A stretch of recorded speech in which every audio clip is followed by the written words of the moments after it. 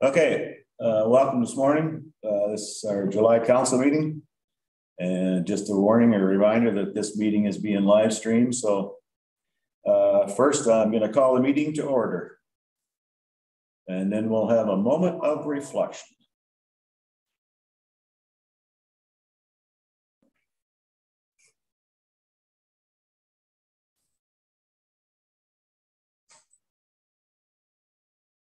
Thank you. You can make disclosure of pecuniary interest now or at any point in time through the meeting. And if I could have a motion to confirm the agenda, I have no additions or deletions. So motion to Councillor Kasenberg, Councillor McDermott. Those in favor, that's carried. Okay, and then we're going to move on. We have council has consent agenda items 5.1 to 5.10.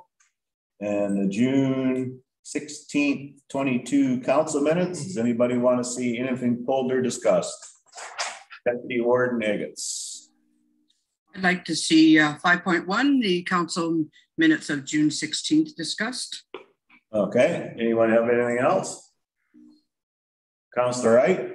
I was just wondering on 5.4 if we could get county on board there. They probably are. Maybe get it on our website, and maybe it is. Well, I got John sitting down at the end of the table there. Are we putting any input into that, John? Through the warden, we've already been working with the MTO on that intersection in the past. So there's been a lot of work that's been done over, say, the last 4 years or so. And we will be participating in, or at least attending the information session. Okay, does that take care of that, Councillor Wright? Yeah. Anything else anybody wants to see pulled? Okay, I'm going to go back to Deputy Warden Eggets. You want the council minutes discussed? Can we do it now? Sure. Okay. Well, I'm concerned, and I'm with what we've agenda. We have whether we attend by Zoom or whether we attend in person, and I find that very discriminatory against how we're attending. It's not how we attend, it's that we do attend. So I would like that taken off, that it doesn't reflect. We also have YouTube. If anyone wants to go back and look at the YouTube, they're quite welcome to go back and see how we attended. But I think that is very irrelevant, and I would like that, like I said, taken off. One council member, I am told, asked for that. My understanding is when something is to change, it should be all of council. One council member should not be able to change things. Okay, Annette, you on? So I can just comment briefly. The amendments to the Municipal Act that occurred in 2021, they do permit electronic participation, but they don't actually specify how attendance should be recorded. So this is an issue for discussion. But I do want to comment on the perception of discrimination. And I think that's a difficult argument to make. The reason being is that's not an enumerated ground or an analogous ground, meaning something that's similar to a ground for discrimination under the Human Rights Act. A councillor isn't being singled out as a matter of oppression. Their chosen preference for how they attend the meeting is simply their choice. So it's a matter of convenience. So I think it's a difficult argument to say that it would amount to discrimination. Again, that being said, the Municipal Act doesn't speak to how to record attendance in the meeting. Okay. Anybody else got any comments on that? Councillor McDermott? I'd have to agree with Rhonda. I see no reason to make that distinction. We're here one way or the other, so I think it's irrelevant. Anybody else comments? Councillor Wilhelm? I think it's a good idea, and I think it's very clear and transparent. And I don't see a problem whether it's when it's recorded, whether you attend by Zoom or in person. Councillor Early. Yeah, no, it's funny Rhonda brings that up. I've noticed that a couple different times. I'm okay with the way it is, I believe. I mean, it is what it is. I'd be there, but there's issues that I can't be. So I'm okay knowing that where I'm sitting and it's documented. Thanks. Okay. Actually, that was the first meeting that was done. If I'm correct, right? Correct. Anybody else got comments on that subject?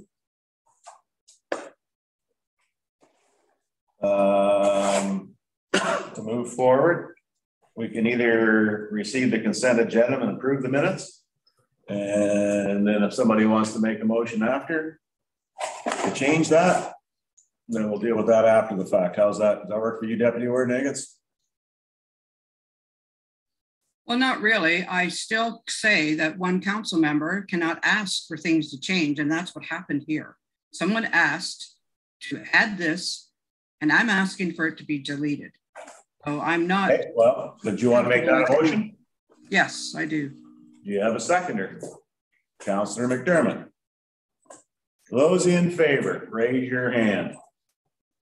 2, 4, 6, 8, 10. That's carried. Okay, that's dealt with. So, I have a motion here. Council receives consent to end agenda items 5.1 to 5.10 and approves the June 16th, 2022 council minutes as amended. Moved by Councillor McDermott. Do I have a seconder? Councillor Deputy Warden Higgins. Those in favor? That's carried. Okay, moving on. And right now I need a motion to recess to go into a public meeting at 9:07. Moved by Councillor Wilhelm, seconded by Councillor Eit. Those in favor? Well, that's carried. So we now are in a public meeting. And that public meeting is for OPA 207 and 208. And if I could have a motion to approve the agenda for that. Councillor McKenzie, Councillor Wilhelm. Those in favor? That's carried. Okay. And you also have to make a disclosure of pecuniary interest on this, any of these matters at this point in time or not. And next we have the council minutes from June 2nd public meeting on OPA 205. You've all read them. Do I have a mover and a seconder for that? Councillor McDermott, Deputy Warden Higgins. Those in favor? And that's carried. And now we're moving on to the, oops, got too many pieces of paper piled up here again. Okay, public meeting, and I believe we have Melissa doing the first one, so we can get her on the screen.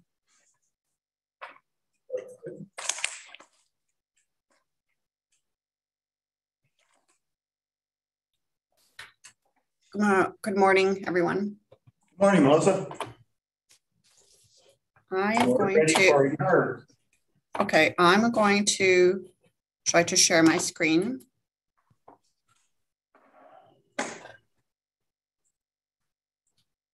Hear you. Do you see this? Yeah. Or am I muted? Yeah, I can see it. We can see it in the room here anyway. Okay. So this is an official plan amendment application pertaining to the land at 7278 Road 116 and Perth East. The owner has applied to amend the official plan amendment to permit the enlargement of a secondary farm occupation and the increase in the number of off-farm employees. The owner is requesting an OPA to permit the building, the existing building to be enlarged and enlarge the existing welding operation and to essentially allow for the expansion of the use. The County of Perth official plan permits one secondary farm occupation with a maximum of 375 square meters devoted to the use. The owner is proposing to expand the building area to 750 square meters and hence the site-specific OPA. The owner is also proposing to increase the number of off-site employees from the maximum permitted of 2 to 5. The subject lot is agricultural with an existing welding and assembly shop on site. And it's 451 meters in size, square meters, excuse me. The shop is used for cutting, processing, and assembly of steel. The owner is proposing to increase the size, as I said earlier, by approximately 298 square meters. The land was rezoned previously to permit the welding assembly operation with a maximum size of 139 square meters and a maximum of for the welding part and a maximum of 262 meters for the associated storage and warehousing area for a total of permitted area of 401 square meters. The property area, you can see the stats on the screen. The property has a lot area of 34.84 hectares and 490 square meters, 490 meters of frontage. In addition to the welding and assembly building, the property contains a barn, which is just over 1,000 square meters, 600 meter storage, 394 meter shed, and 3,700 square meter house, and 8 parking spaces, which are associated with this welding and assembly operation, and they're located in the back. The welding operation, all the buildings and accessory structures are connected by a common driveway that connects to Road 116. The remainder of the land is agricultural and is cash cropped. Surrounding land uses are all agricultural. This concludes my public meeting presentation. I would be happy to answer any questions you might have. Thank you. Thank you, Melissa. And yeah, now I can see again. Perfect. Anybody have any questions with regards to this report? Don't see any. So we do have a delegation, and that would be Solomon Martin. And he's actually going to speak to OPA 207 and actually 208. So if we could deal with the 207 one first, would be great.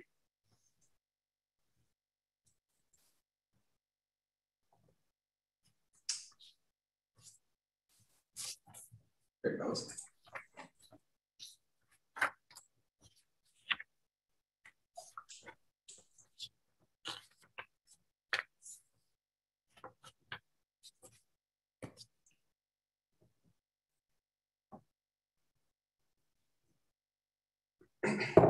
This picture. Solomon, are you there? Yes, I am. Can you hear me? Okay, yeah, I just can't see you. So I am ready for your presentation on OPA 207. I don't really have anything much to say other than what Melissa already said. Okay. So no one has any questions or comments? Is there anyone else that would like to speak to this item? We have had no notice of any. Okay. Perfect. With that being done, then I have a motion here that Perth County Council receives a report entitled Application for County Official Plan Amendment 207 by Botech Industries, Inc. Affecting lands described as Concession 8N Park Lot 18, Mornington Ward, Township of Perth East, 7278 Road 116 for information. And the Perth County Council receives the comments from the public for consideration regarding the Official Plan Amendment 207 to the County of Perth Official Plan pertaining to the lands of Concession 8N Park Lots 18, Mornington Ward, Township of Perth East, 7278 Road 116, while reserving the decision to approve at the regular meeting of Perth County Council being held on July 7th, 2022. Mover and a second. Moved by Deputy Warden Nagel, seconded by Councillor Wilhelm. Last chance for comments on this OPA. Those in favor of that motion? That's carried. Perfect. Thank you. So we're going to move on to Official Plan Amendment 208. And Melissa's going to be presenting that one as well. And we're ready for you on that one, Melissa.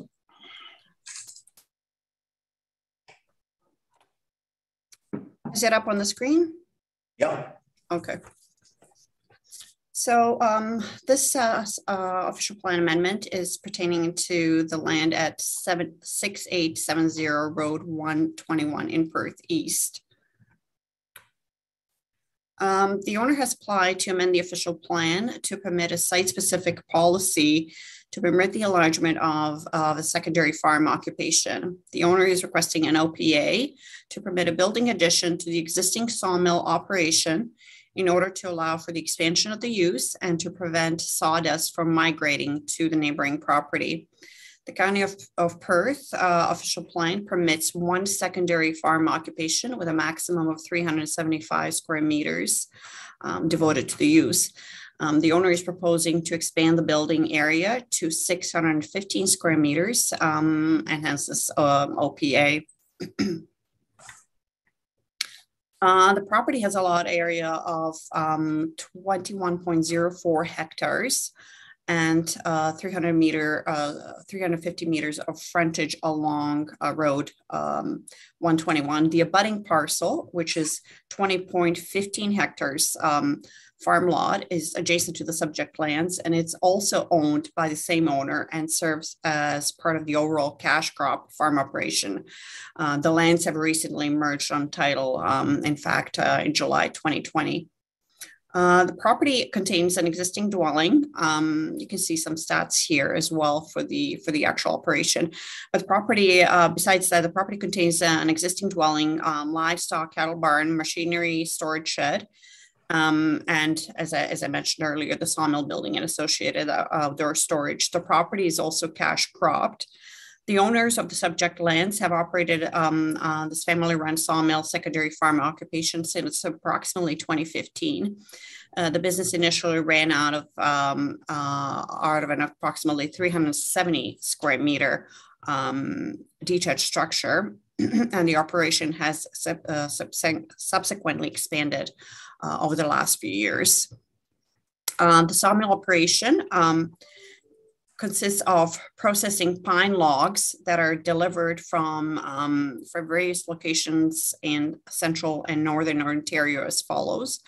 Debarking and milling logs are shaped into a variety of wood products, such as dimensional lumber, plywood sheets, and processing of lower quality logs and mill scraps for mulch and wood chips for landscaping. This is essentially the extent of this business operation. The sawdust, this is what's currently happening. The sawdust and mulch products are deposited via conveyor belts to the north side of the mill building within a partially walled enclosure. Finished lumber products are staged on a concrete pad area to the east of the mill where customers attend the site to pick up the products. Logs are delivered and dropped in the laneway area between the livestock barn and dwellings. The logs have been stored temporarily on the east side of the barn. This concludes my presentation. I will be speaking later about the actual proposal, but this concludes my public meeting presentation. Thank you. I would be happy to answer any questions you might have. Okay, thank you, Melissa. I'm going to ask if there's any questions from council before I go to the public here. Councilor Wright. So we just had two proposals here, 7 and 8. One was done the way it's supposed to be done, and one was the ask forgiveness after we broke the law. What was the penalty when the bylaw went there and the guy said, well, sorry, I got too much? Like, it doesn't say in here, there was a complaint. What was the penalty? The penalty isn't that we just say, okay, we'll make it bigger for you. There had to be some penalty clause in here for breaking the law. I just wonder what it was. Well, that's something when it's a bylaw from Perth East, we can't answer at the county, so I'm going to have to refer that to Deputy Warden Eggets. When the bylaw officer went out and saw what was going on and they talked to the applicant, they did not issue any fines or anything else. They just told them that it needed to be in compliance. So the owner said that he would apply. Part of it was a complaint about the sawdust from the neighbor next door. He's 500 feet, I believe, from the neighbor, but to make everything good with the neighbor, they decided to enclose the structure, and then having to do that and do some other things to get the stuff away from the neighbor. Then they had to move things, I believe, in their yard, and it made it bigger than what it would have been normally. So they're quite willing to now apply and make sure that they are within compliance. Councillor Hurlick had his hand up. Yeah, no, I just thought I'd tag in there with the mayor of Perth East. She nailed it quite well. And what happens a lot of times with these things is it's definitely secondary, and it just simply, they kind of grow a little bit, or they get a little different product. And we find we're having this up in the Mornington ward. It's no secret, and we deal with them at come. And yeah, no, Rhonda tidied it up real nice there, and they all complied, and we're working the best we can together for sure. Okay, I do have a couple of delegation requests, or 3. And first, I'm going to have the people that are in support of the application. Okay, yeah, and actually, so I do have Colin Ledger, I hope I pronounced that correctly, counsel for the applicant. And I have Tony Gerber, and he doesn't intend to speak unless there are questions. He's hoping to be represented by the lawyer, Colin Ledger. And I also have Solomon Martin. So I will start with Solomon Martin. I see his name's up on the screen. Solomon. Yes, can you hear me again? Yeah. I really don't have anything to say on this one either, other than what Melissa had said. Okay, and you're in support of this application? Yes, I am. Okay, that's good. So if you have nothing else to say, we'll move on to the next one. And that would be Colin.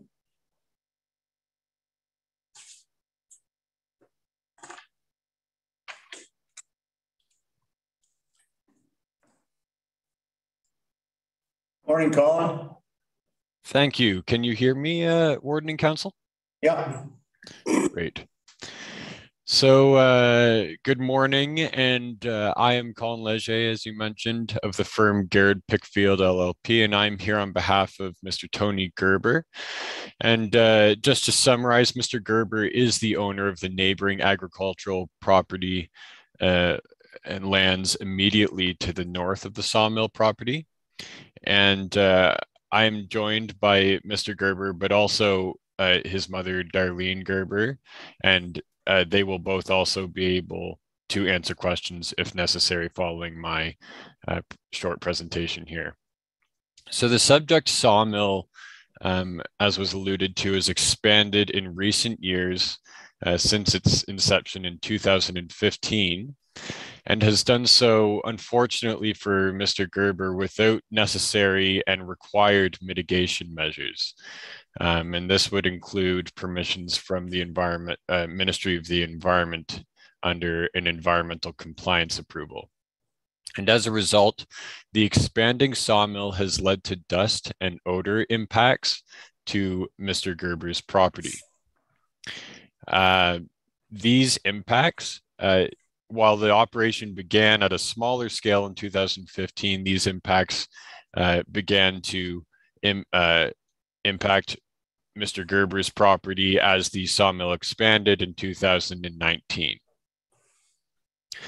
The purpose of the application is, or as I understand it, part of the purpose of the application is to allow for the expansion of the sawmill buildings to enclose the sawmill and prevent these impacts.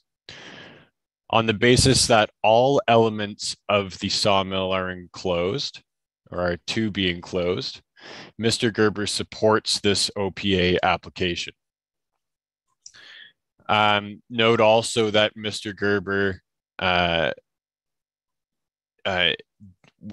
I attended on behalf of Mr. Gerber at the public meeting for the associated zoning bylaw amendment application.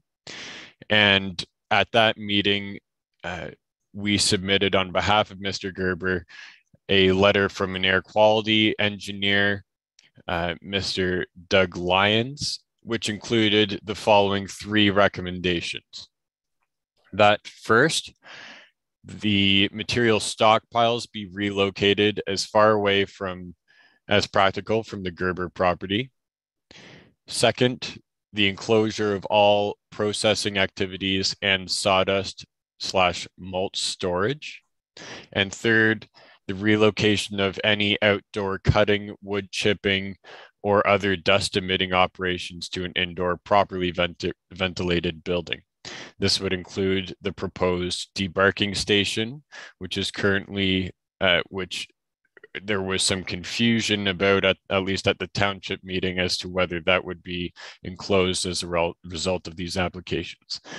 And in our submission, the planning permissions required for the sawmill should accommodate each of these recommendations. On the basis that this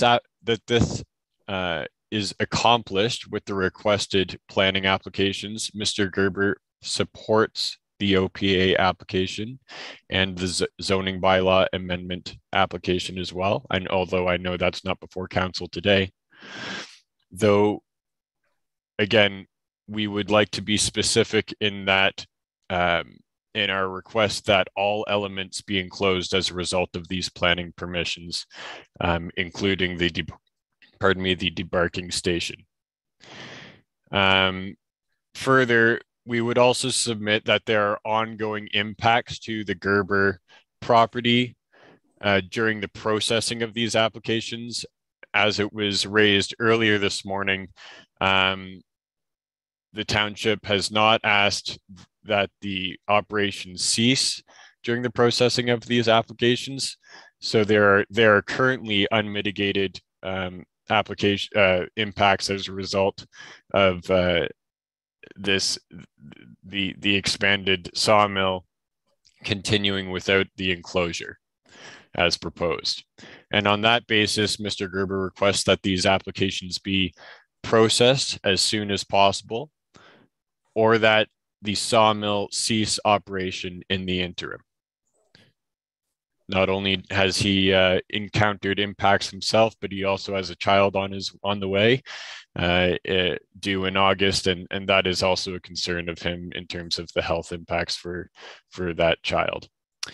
So in closing, I thank you for your time, and I am now available to take any questions along with the Gerbers. Thank you. Any questions for Colin? Councillor Katzenberg? Thank you, Warden Aitchison, and formally good morning. I guess my question pertains to the last comments of Mr. Leger, and that is related to the timing of this. So should this council approve this official plan amendment, what is the timeline that we're looking at? And I know that's not necessarily an easy question, but for full remediation and action to resolve the concerns that are still pressing on the Gerber family. I'll let Melissa answer that as far as the planning side of it. Yes, through Warden Aitchison. So following this meeting, I'm assuming hopefully that this OPA gets approved. The next step would be the actual rezoning, and we have already had a public meeting pertaining to the rezoning in conjunction with this OPA. So the next step would be simply to approve the bylaw, zoning bylaw amendment. Following that, the recommendation will be for the zoning bylaw amendment specifically would be to execute a site plan agreement and obtain all necessary approvals, which will be tied to the building permit itself. So there are a couple more steps. So first, this is the first step official plan amendment. Following that will be a rezoning amendment approval at the township level, which will not take very long because as I said, we already had a public meeting, so we don't necessarily have to advertise again. It'll just be a recommendation to council to approve the zoning amendment with certain conditions that will have to be fulfilled as well, such as the site plan. And obviously site plan will be tied to the building permit execution and the environmental compliance approval. Councillor Katzenberg. Thank you. Supplemental on this then. If I'm following that bouncing ball, then Ms. Gazik, we are several months out from finished construction to achieve the outcomes here. And I guess my redirect then, if I may, to the presenter is, given knowledge that we are several months out from a finished construction project, should this council elect to approve this OPA and Perth East approve the zoning bylaw amendment, how comfortable are you with that timeline, given the reported impacts on the Gerber family at this point? Thank you, Todd Kassenberg. Member Kassenberg, sorry, reading the screen. So basically, we are concerned about the impacts, and I mean, that was a concern at the outset. We did request the township to require that the operation cease during the processing of these applications. That request was not permitted. And so we would maintain the same position that this operation, if this is going to go on for a very long time, that this operation cease in the interim. We do appreciate the efforts made by the applicant to enclose these, but the continuation of this operation without mitigation, I mean, that shouldn't be permitted to continue to impact the Gerbers' use of their property while these are being processed. So as I requested in my presentation,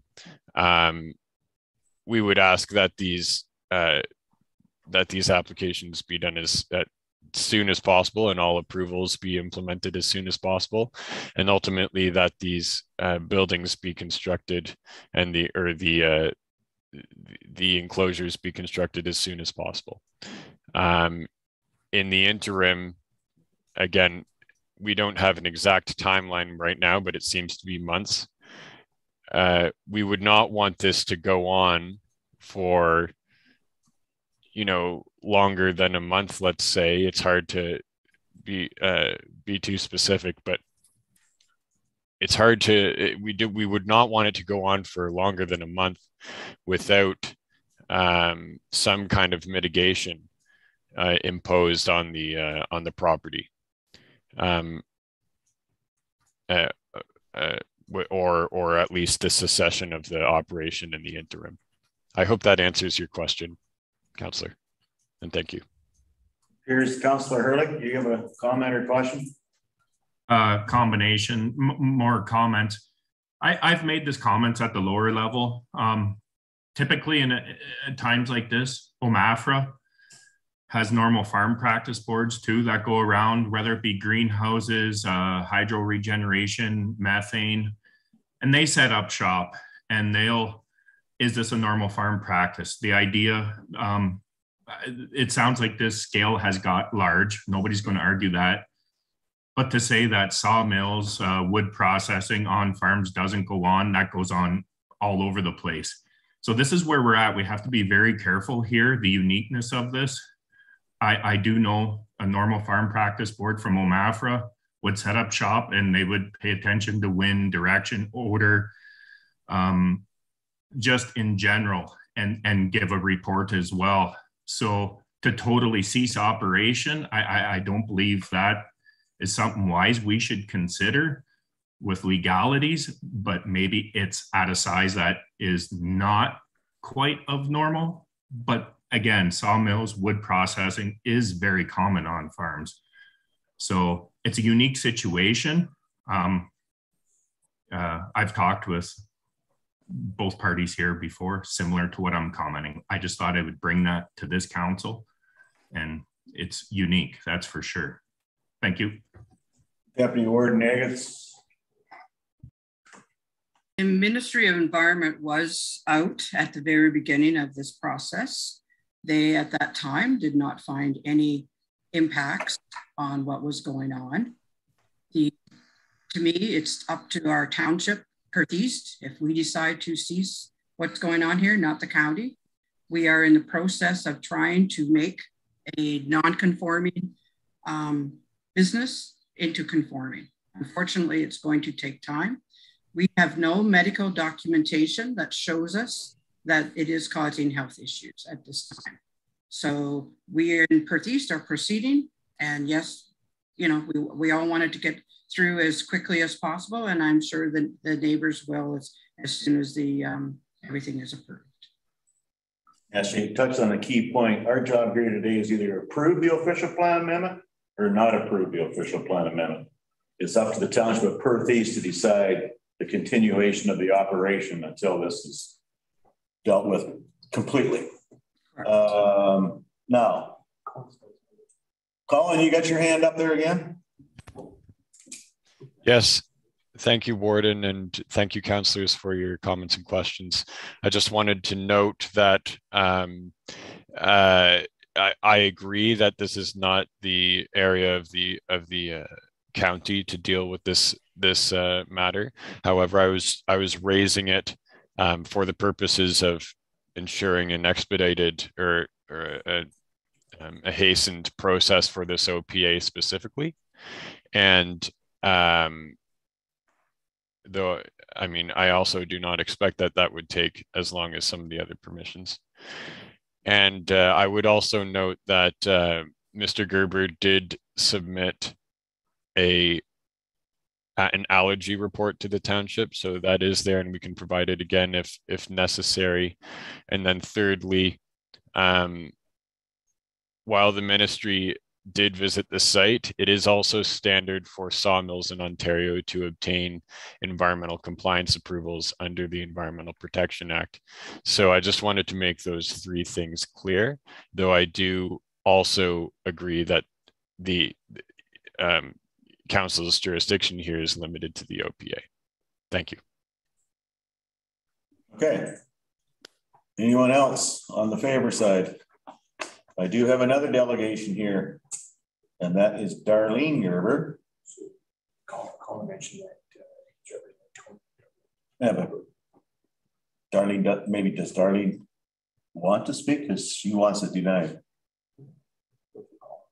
Colin, would Darlene like to speak? I mean, you could ask if she would like to speak. I'm not sure if she's made independent communications to you, but my understanding is that I was going to be speaking on their behalf. So, okay, because I have a report in front of me saying she'd like to speak and she would like the application denied. So if she would like to speak to it, then now's the time. Right. All right. My understanding is that based on that may be a miscommunication, but at the same time, if that's the report there, then I think it would be a good idea to have her speak and just clarify. Okay, thank you. So can we get Darlene up? She's not logged in. She's not logged in? Darlene hasn't independently logged in, but Tony, is Darlene there with you? Yes, she is. Does she wish to speak with regards to this application? Can you hear me? Yep. Okay. I will let Colin speak. I just have an issue with what Mayor Eggets or Deputy Warden Eggets said. We did submit a report from the allergist, and my question is, where is it? Okay. We'll let the township of Perth East deal with that. That's not in our bailiwick here at the county. So if that's all the people that want to make presentations, I've got a motion here that Perth County Council receives the report entitled Application for County Official Plan Amendment number 208 by Lena and Sydney Martin, affecting lands described as concession 6, South Part Lot 15, and concession 5, part of Lot 15, Mornington Ward, Township of Perth East, 6870 Road 121 for information. And that Perth County received comments from the public for consideration regarding the official plan amendment number 208 to the County of Perth official plan pertaining to the lands of concession 6, south part of Lot 15, and concession 15, part of Lot 15, Mornington Ward, Township of Perth East, 6870 Road 121, while reserving to the decision to the regular meeting of Perth County Council being held on July 7th, 2022. Do I have a mover and a seconder? Councillor McDermott, Deputy Warden Agates. Those in favor? That's carried. Okay, so we will be dealing with this in the very near future. We have one report to come in first, and then we're going to come back to the planning session and deal with these two applications. So now I have a motion that the public meeting be adjourned at 9:41. Moved by Councillor Kazenberg, second by Councillor McKenzie. Those in favor? That's carried. Perfect. Okay, we're going to move on. And we're going to go back into regular session. And I have my first motion here is that regular council reconvene at 9:41. Councillor Wilhelm, Councillor McDermott. Those in favor? That's carried.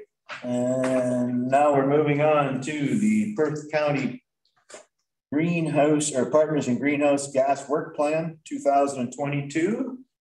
And unfortunately, the author of the report is not available today. She's in the hospital. So do we have anybody else that's going to speak to it? So we're going to be bringing Susanna. John will speak to it. Unfortunately, Christelle's in a meeting, so we won't be able to, as well as potentially that. Okay, so we're going to have Susanna and we're going to have John McCollum speak to it. And John, I'll start with you because you're in the room. Thank you, Warden. Thank you, Warden Aitchison. I think Susanna is prepared to present the report on behalf of the CAO. Okay. So then we're moving from John over to Susanna. I got Susanna up there, so we're ready for this report, Susanna. Thank you very much, Warden Aitchison. I will be offering comments, and I also wanted to provide regrets from Jeff Brick, the CAO from West Perth, who is attending his daughter's university graduation this morning. So I'll walk council through the staff report that the CAO has prepared. And what this offers is recommendations for the implementation of the Perth County Partners Greenhouse Gas Work Plan. The first proposed action item is a corporate climate change implementation plan. And the proposal to do this, to proceed in this direction, is that staff would engage Low Carbon Cities Canada, which is a group that's working in Canada to support municipal climate change mitigation efforts. And the proposal is that the senior management at both the county level and local municipality senior management teams that would like to attend would come to prioritize energy efficient opportunities within county and municipal facilities and the fleets. The climate change, the greenhouse gas plan has identified transportation as the most significant emitter of greenhouse gases in the county. So this would allow opportunities for considering options for the county and member municipalities to address opportunities for increasing the efficiency of those two operations. The second action item is the development of a clean water project for Perth County. So County Council has included an allocation of $25,000 within this year's budget to develop a clean water project. And this piece, Jeff Brick is offering to lead the development of a clean water project to bring back a proposed program for council's consideration. And with the $25,000 that is within this year's operating budget, The staff are proposing to engage a short-term consultant to rely on models in our neighboring municipalities, Huron County and Wellington County, to develop a comparable program in order to offer a funding program to landowners across Perth County to access funding for stewardship activities. And in that regard, the Clean Water Program would be supporting the agricultural community and also engaging the agricultural community to respond to the climate crisis through activities such as planting trees. The third proposed action is considering a climate change lens through the new county official plan. And our observation in identifying actions to implement the greenhouse gas or climate change plan is that there are win-win opportunities, that many of the actions in order to respond to the climate crisis that we're facing also bring benefits to the community. So I thought it would be helpful to offer specific examples of what a climate lens through municipal planning would look like in order to make this a little bit more concrete. So one example is that urban containment, so defining clearly what is the settlement area and what is the agricultural area, is an expression of climate change mitigation, in that it defines clearly where we are anticipating non-agricultural development or settlement area development to occur through the new official plan, and what land is being protected for agricultural purposes. So that is echoes the work that Watson and Associates is doing in updating the comprehensive review and identifying where is a 25-year land supply within the municipal settlement areas across the county. And so in doing so, council will note that one of the most significant greenhouse gas emitter in Perth County is our transportation activities. So everything that we can do in order to define settlement area boundaries also has the benefit of reducing the length of trips and therefore improving or reducing greenhouse gas emissions. The second example of what a climate lens through the new official plan looks like is developing guidelines and requirements for new developments, both residential plans of subdivision and industrial or commercial plans of subdivisions or developments for incorporating active transportation opportunities or infrastructure.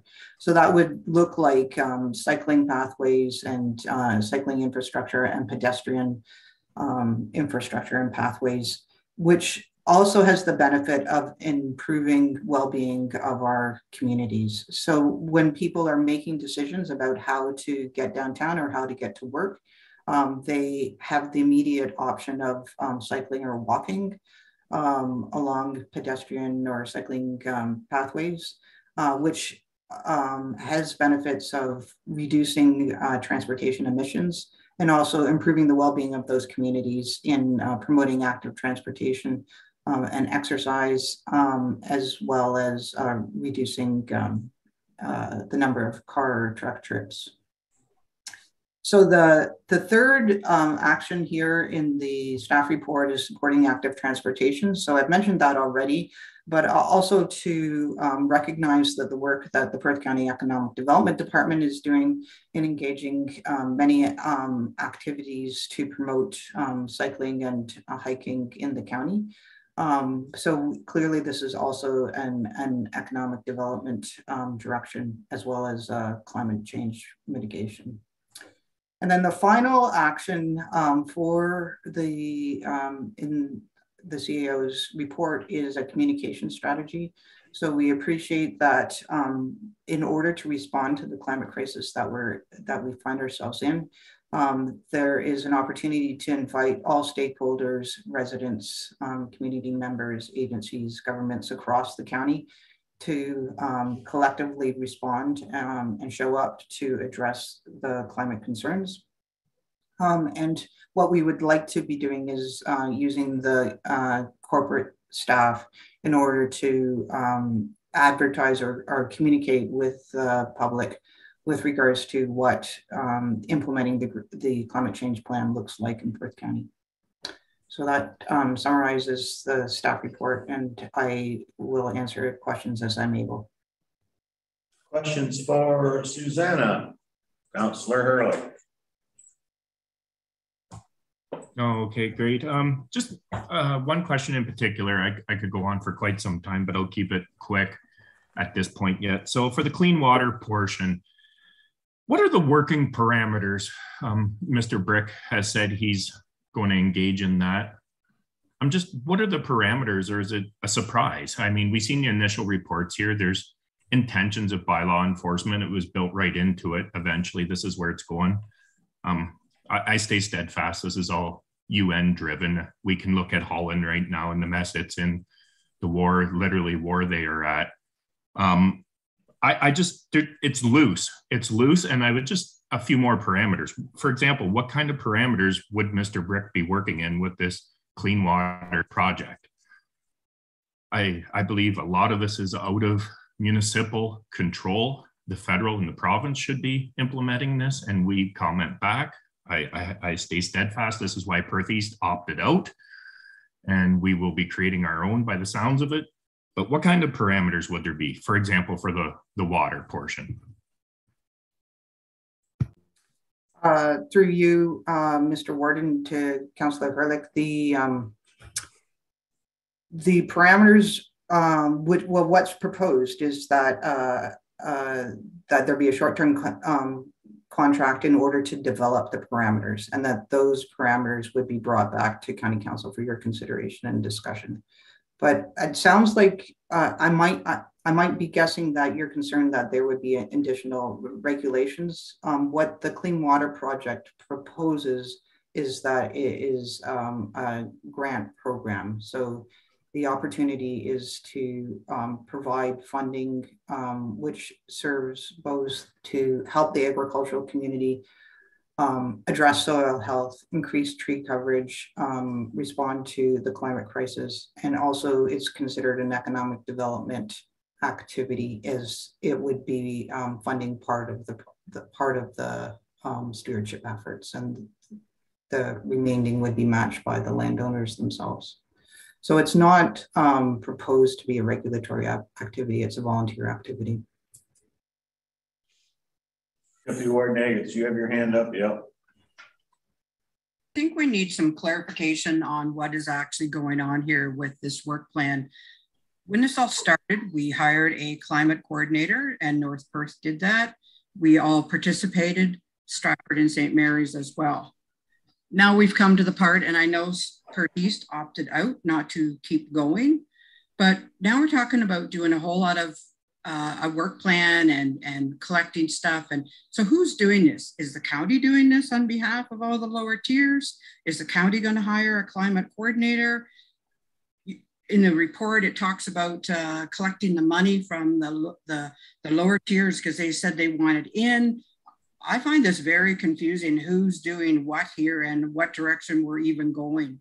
If the county is doing it, then Perth East should be in on it, because we already pay levy to the county, to staff, to do things on our behalf. And I don't understand then why you're collecting money from the lower tiers as well. So I think we need, before we move forward, I know there's some things that you want to do, but I think we need to have clarification. Is the county taking over this project or not? And if the county is, then we're all in, not just some of us. Melissa, do you want to try it out? Through you, sorry, no problem. Through you, Warden Aitchison, I spoke to Jeff Brick before yesterday when I learned that he wasn't able to attend today's meeting, and he sends his regrets. My understanding is that all of the local municipalities are welcome to participate in any of these activities, and that Perth East could make that decision on behalf of Perth East. it would intend to be a coordinated effort led by the county. So I got a quick question. So in the beginning, North Perth was the lead. And then with all the rest of the lower tiers in the county and the city and St. Mary's followed along. When did actually somebody delegate the county to be in charge? Because I know what hostility that sometimes causes if the county takes charge of something. And then somebody will say later on, well, who told you you could be in charge of that? So I just want, that's the part I want clarified from all the lower tiers, because City of Stratford and St. Mary's is out there on their own. They've got their own people. I just want some sort of clarification that the county has been anointed the lead on this project. And if so, then I got no problem with going forward. But somebody want to try answering that one? Jim? Yeah. Chris Snell's waiting in the wings. He was originally, I think, the person in charge of the person who looked after it. Yeah, he was. He had a meeting early on, so is he available? He's on here as an attendee. Okay, well, I can't see that on the screen here, so we can get Chris Snell on there. Perhaps he can answer all these questions. Yeah, I just was attempting to promote him. He emailed me a second ago to let me know that he was in. Okay, so we'll wait. There's Chris. Morning, Chris. You're muted. Good morning. Okay, so we've had a few questions with this climate change report. And I guess the question I just asked, and I got no problem with this moving forward whatsoever, but it seems to be the counties, there's referencing the county is in charge of this. So I just want to have confirmation, because we know what kind of hostility that causes when the county takes something over and then further down the road, somebody says, who made you in charge of this? Like, have we got total buy-in from all the lower tiers that the county can be in charge of this or should be in charge of this, or where are we at on that? Really what I think we were looking to do in 2022 was, first of all, develop the clean water or climate change portion of the project, but as well as use the rest of 2022 to develop an implementation plan. It would make sense when you look at the other models. The other models are run by the counties. Wellington County, Huron County, Bruce County all have the climate change positions at the county level. Now we would still need to work with Perth East, because so at this point they haven't adopted a plan that I know of. But really, we would use the remainder of 2022 to basically devise an implementation strategy, which I mean, I think in the long term makes sense to be held at the county. As you know, North Perth took this on, applying for the FCM grant, but it worked. But I think it would be better if it was run by one of the upper tier levels of government, and of course St. Mary's and Stratford have decided to go on their own.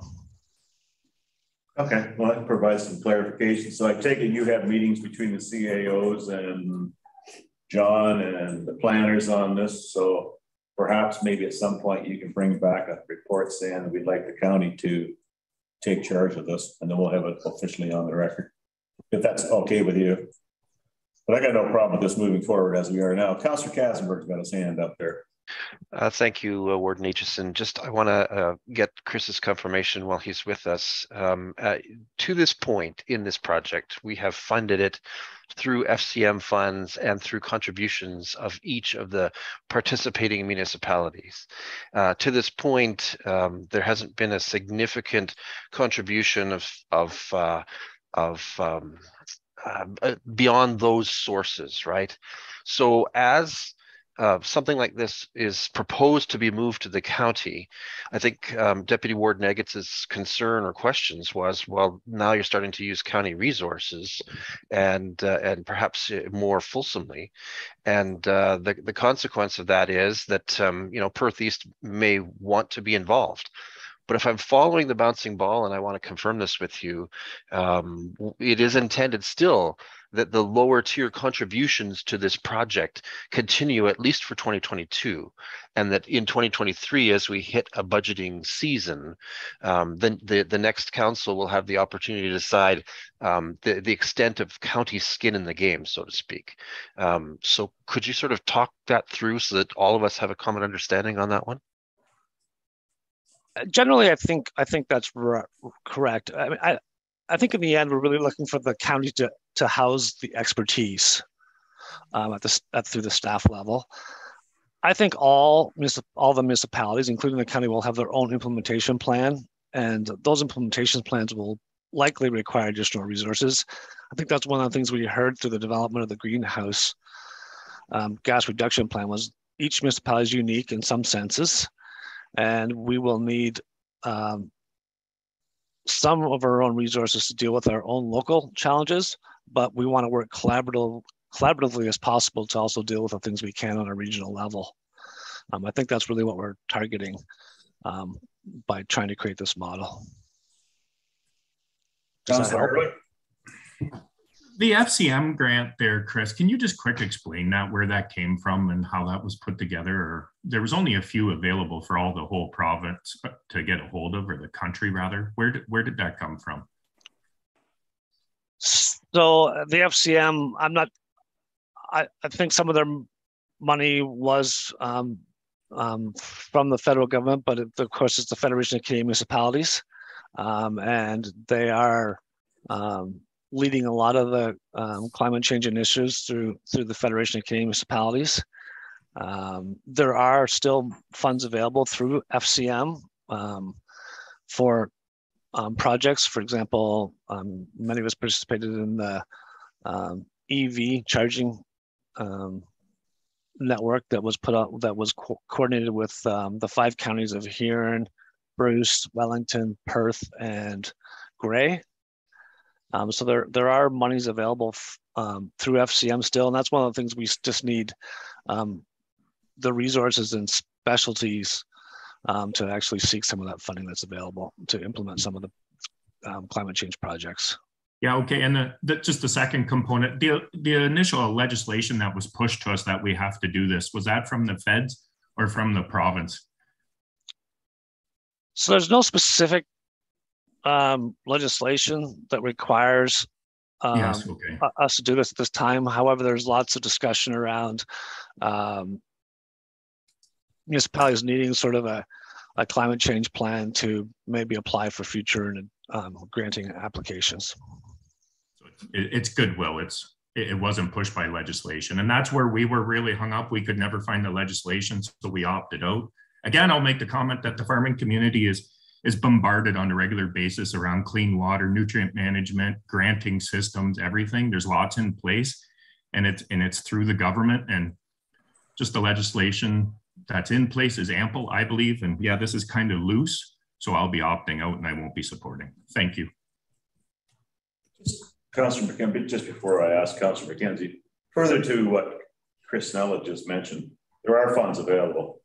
You better get after them sooner than later. They're going to run out. Let's be honest.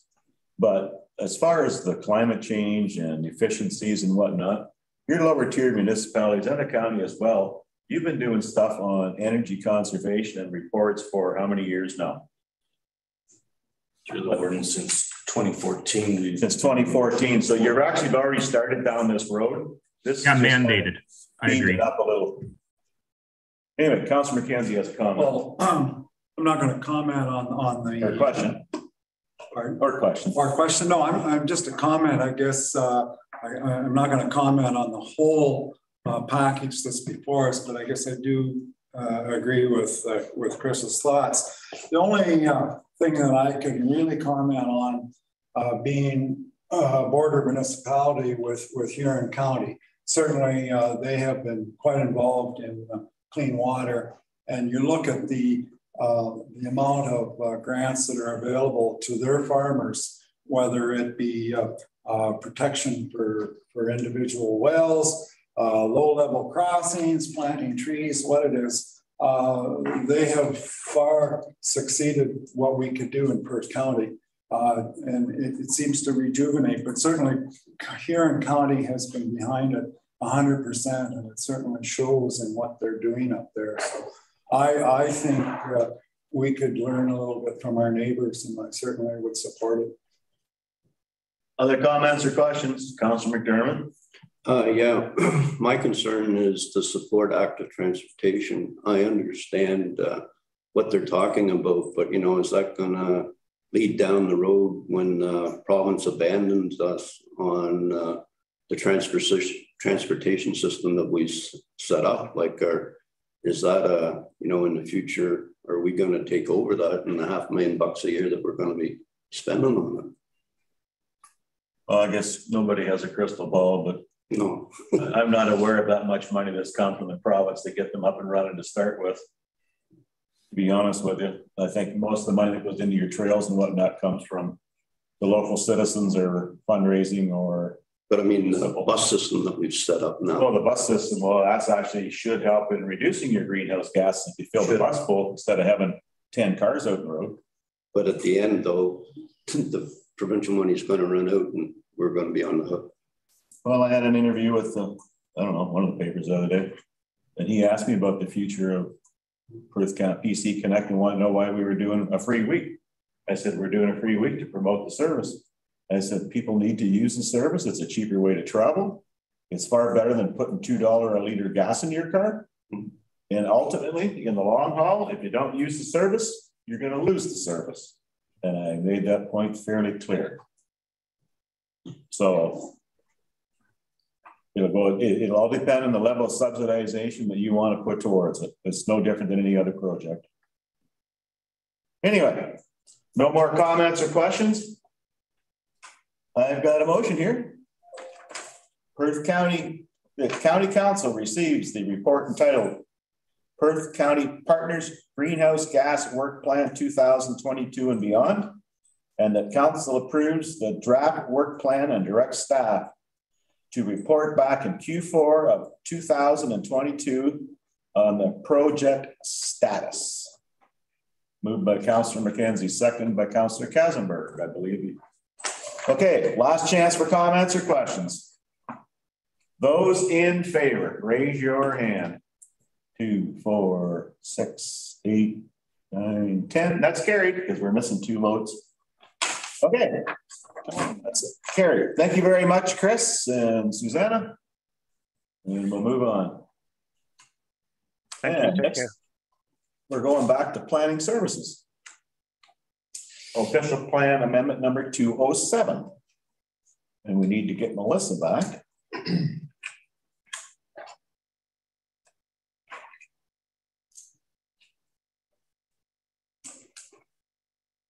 Actually, I heard my first advertisement on 1039 this morning for the Perth County Connect. Very good advertisement. Or commercial, or whatever you want to call it. Okay, Melissa. Yes, hello again. Let me share my screen.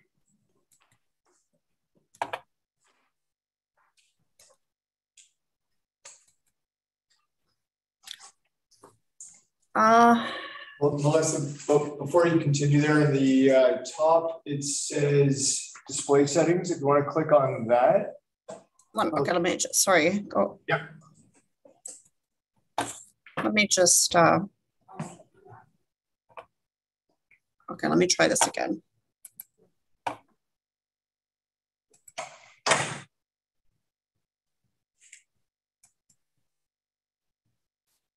Is this better? If you go back into the present, yep. Click the presentation mode there. Mm-hmm. And then in the top, it says display settings. There's a drop down. If you could just click the drop down there. Mm-hmm. Okay. And then swap presenter view and slideshow.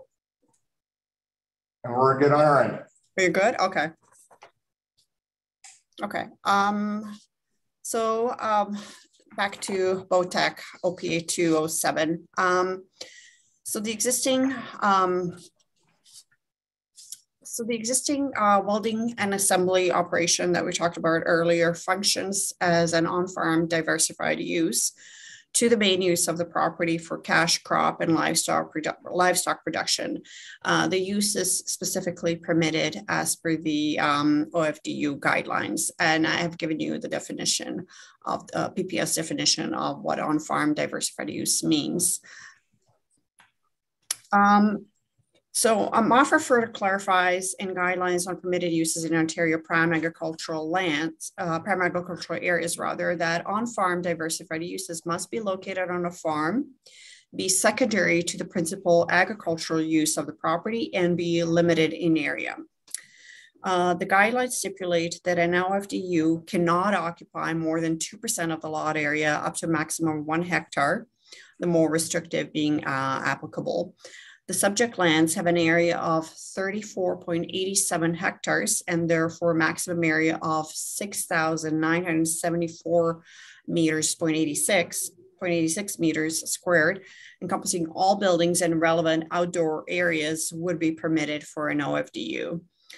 The proposed enlargement of the welding and assembly operation, including the buildings in the yard, fit within the prescribed limits.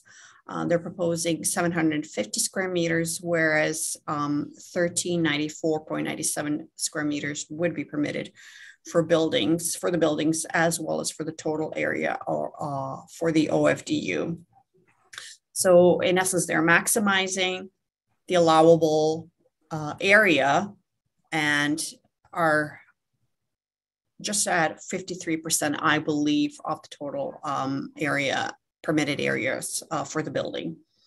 The maximum floor area permitted for secondary farm occupation in the official plan is actually 375 square meters. And the OP currently permits only 2 off-farm employees, whereas they're proposing 5 off-site employees. Our official plan is currently in the process of being updated to more accurately reflect the PPS and the guide. In the interim, however, this OPA is required to bring the proposed expansion into conformity with the official plan.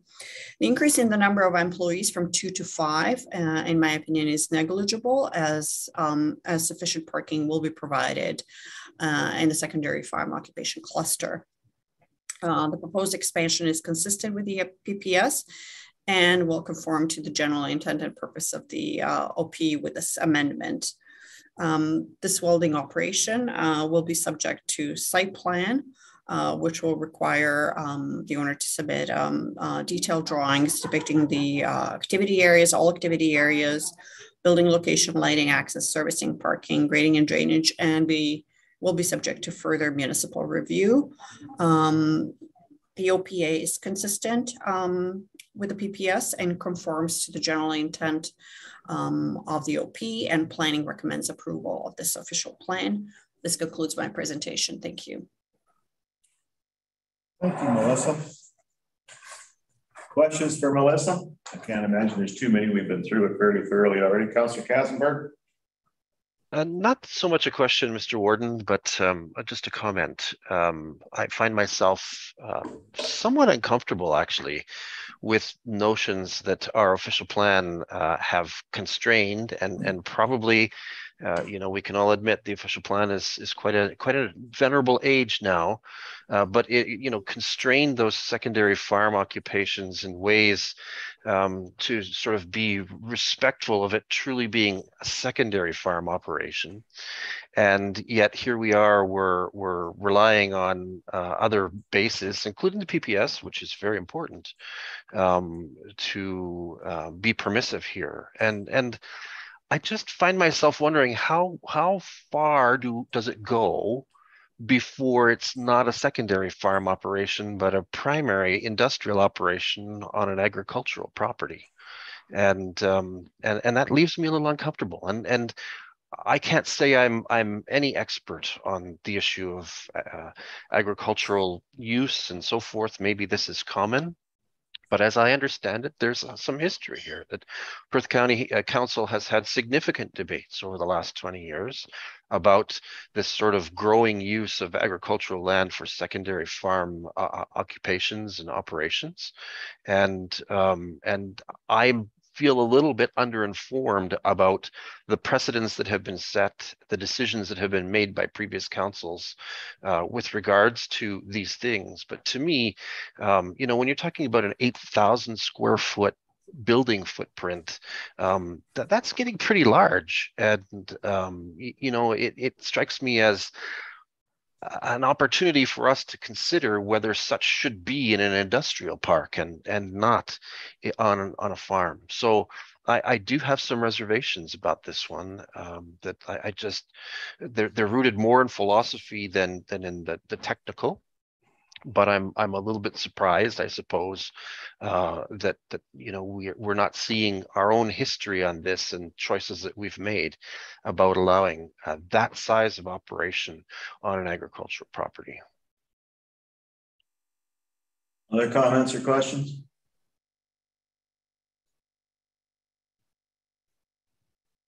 Just further to Councillor Katzenberg's comments, with the concentration that's gone on in farming over the last few years, I think all farm operations could be considered industrial. Councillor Katzenberg, they're not just a family farm operation. If you really want to go to the full extent of the point or the direction you were heading there, you know, you put up a new pig barn, it's pretty near that size to start with, and that's just one of the facilities on a farm. So it is definitely something for debate down the road, I'm sure. Anyway, I have a motion here. Perth County Council receives a report entitled Application for County Official Plan Amendment number 207 by Botech Industries, Inc., affecting lands described as Concession 8N, Part Lot 18, Mornington Ward, Township of Perth East, 7278 Road 116, for information. And that Perth County Council approves the official plan amendment number 207 to the County of Perth official plan pertaining to the lands at Concession 8N, Part Lot 18, Mornington Ward, Township of Perth East, 7278 Road 116. Do I have a mover and a seconder? Moved by Councillor McDermott. Seconded by Deputy Warden Higgins. Last chance for comment or question. Those in favor? Well, that's carried. Okay, Melissa, we're going to move on to OPA 208. Yes.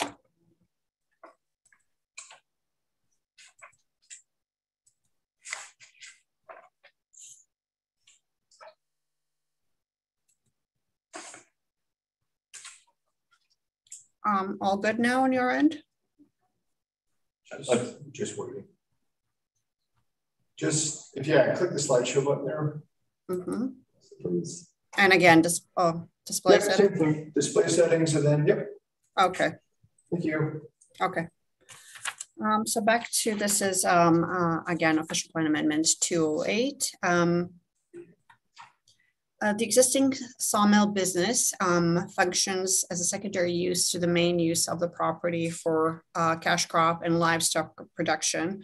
The PPS specifically permits on-farm diversified uses that include manufacturing and fabrication operations, trades occupations, and equipment repair. AMAFRA further clarifies in guidelines on permitted uses in Ontario prime agricultural areas that on-farm diversified uses must be located on the farm, as I mentioned earlier with the previous OPA, be secondary to the principal agricultural use of the property and be limited in area. So there are three key factors here. The guidelines specify that an OFDU may occupy up to 2% of the area, and maximum 20% off of that can be allocated for buildings. In this case, the subject combined lands have an area of 41.2 hectares and therefore a maximum area of 8,252 square meters would be permitted for an OFDU. This includes the buildings themselves, all outdoor storage and maneuvering spaces. The owner is proposing to utilize only 6,971 square meters of the total area, which is 1.7 meters of the total lot area, and well below the threshold of 2%.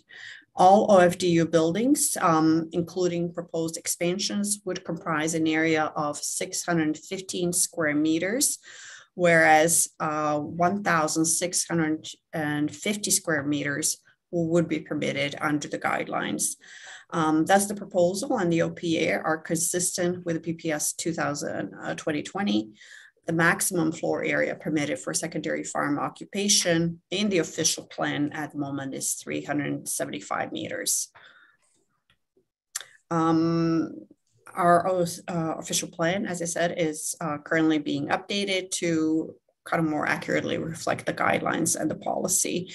The sawmill operation will also be subject to site plan control, which will require the owner to submit detailed drawings depicting the sawmill activity areas, including building location, lighting access, servicing, parking, grading and drainage, and will be subject to further municipal review.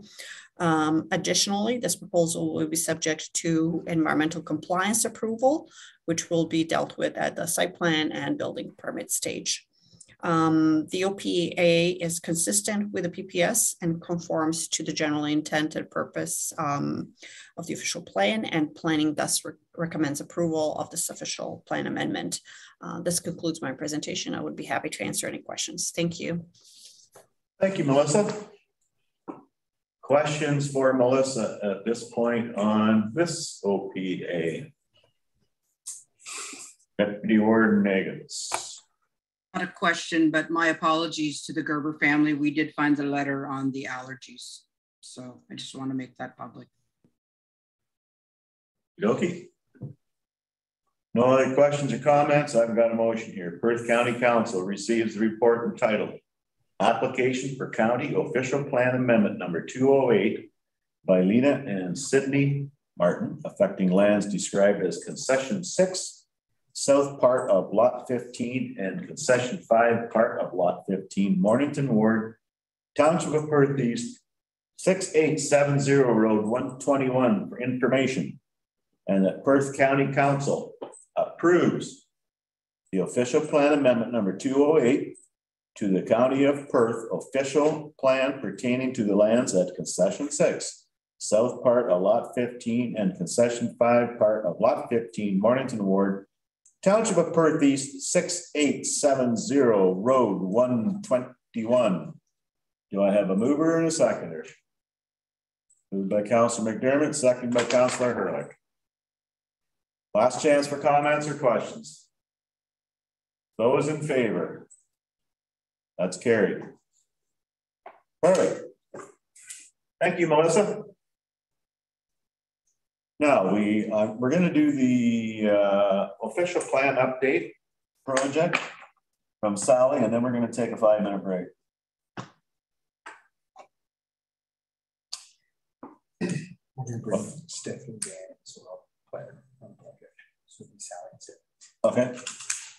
There's Sally, and apparently we're bringing in Stephanie Van as well. And there's Stephanie. Okay, good morning, ladies, and we're ready for your report. Thank you, Warden Aitchison. Good morning to you and to members of council. Yes, today with me is Stephanie Van, and Stephanie is the planner on our team that is exclusively working on the official plan. So her and I are tackling those tasks daily, and I thought this would be a great opportunity for you to meet Stephanie and get to know her and hear some of the things that we've been working on. So Stephanie's gonna, we put together a few slides for you, and Stephanie's gonna bring them up here. And then we're going to share some of the, we're gonna share the presentation today. So we'll just start in on the next slide.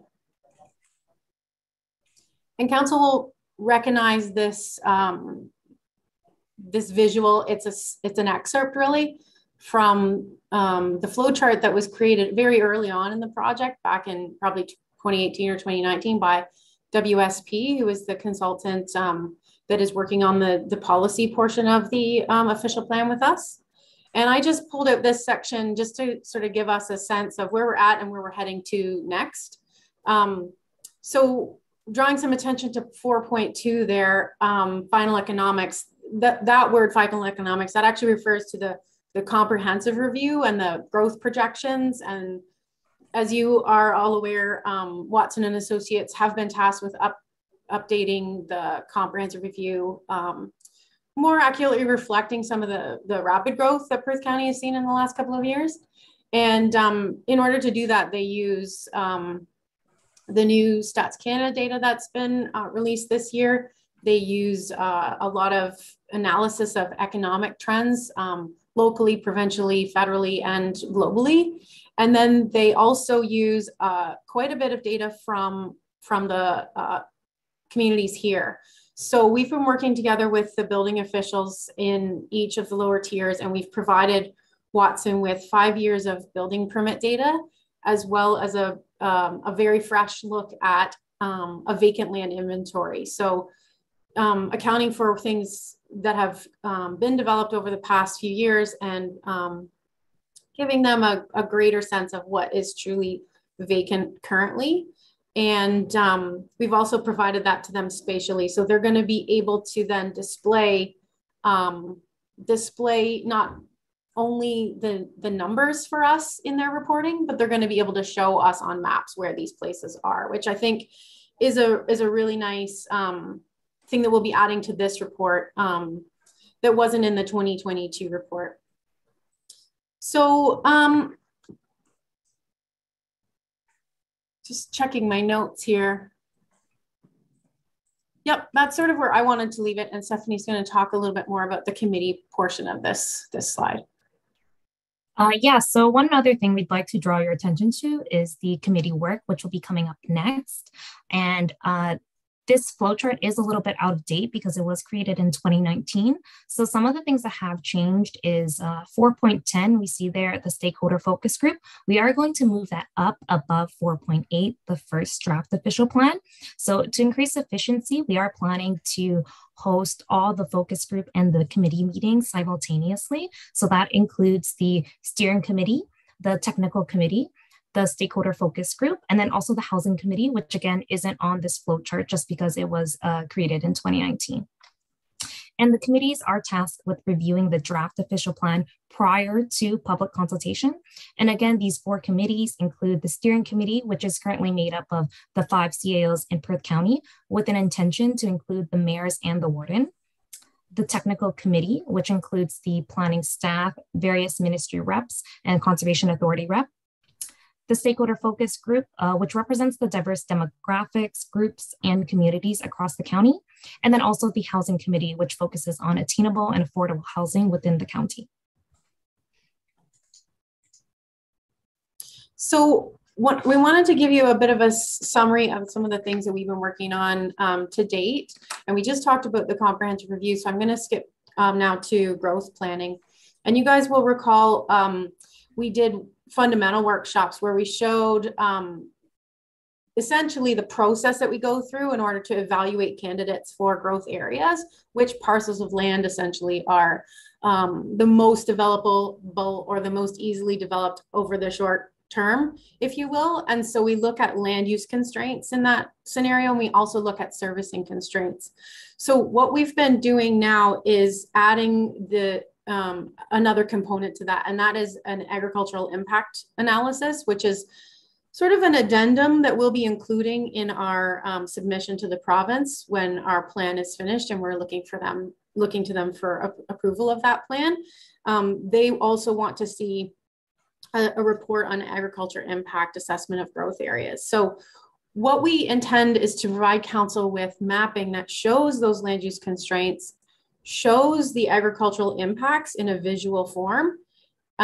So you'll be seeing things like MDS circles and how they relate to the settlement boundaries today, and also how they relate to the growth areas that we have identified through this process. And so that's underway right now. What we also will do as we get into that committee work, we don't want to delay that any further. We just want to get that rolling. So What we're planning to do then is show the growth areas as per the 2020 comprehensive review, and also show additional options. So in the spirit of the NHL draft today, I'm going to use the analogy of like first round draft picks and second round draft picks. So the maps will show those properties that are sort of have been identified as the most developable, the most optimal locations for growth for our settlement areas. And then we'll also show some additional options so that we are in a position of preparedness when we receive the Watson report. We will have sort of pre-selected opportunities for additional growth if that's where the report takes us. So we want to bring that information to the committees with that identified. And I think that the growth planning exercise is really starting to come around full circle, and we'll be able to show that on maps. And it's going to be great to have that available to show to the committees. And as we work through both the policy with them and the proposed designations with them. Some of the other tasks we're currently working on is the natural environment workshop. So as a follow-up to the previous workshop that took place on February 10th, we will be scheduling a follow-up to demonstrate the mapping application that has been created, reviewing examples of properties to go through any impacts from the mapping, and to review other concepts and policies. We'll also be emailing council before the follow-up presentation with questions to provide us with further details on what we should be focusing on for our follow-up workshop. So we'll be asking for example properties and if there are any outstanding questions or topics that you would hope to learn. Next, we have the text and mapping. So WSP returned an edited version early in 2022, and staff have been further editing that version. Staff are currently also double checking mapping for site-specific amendments and fringe areas to ensure conformity with the updated policy. And lastly, we have a new project management tool. So staff in GIS, communications, and planning have established a project management site as a communication and project management tool in order to keep project flow and momentum going.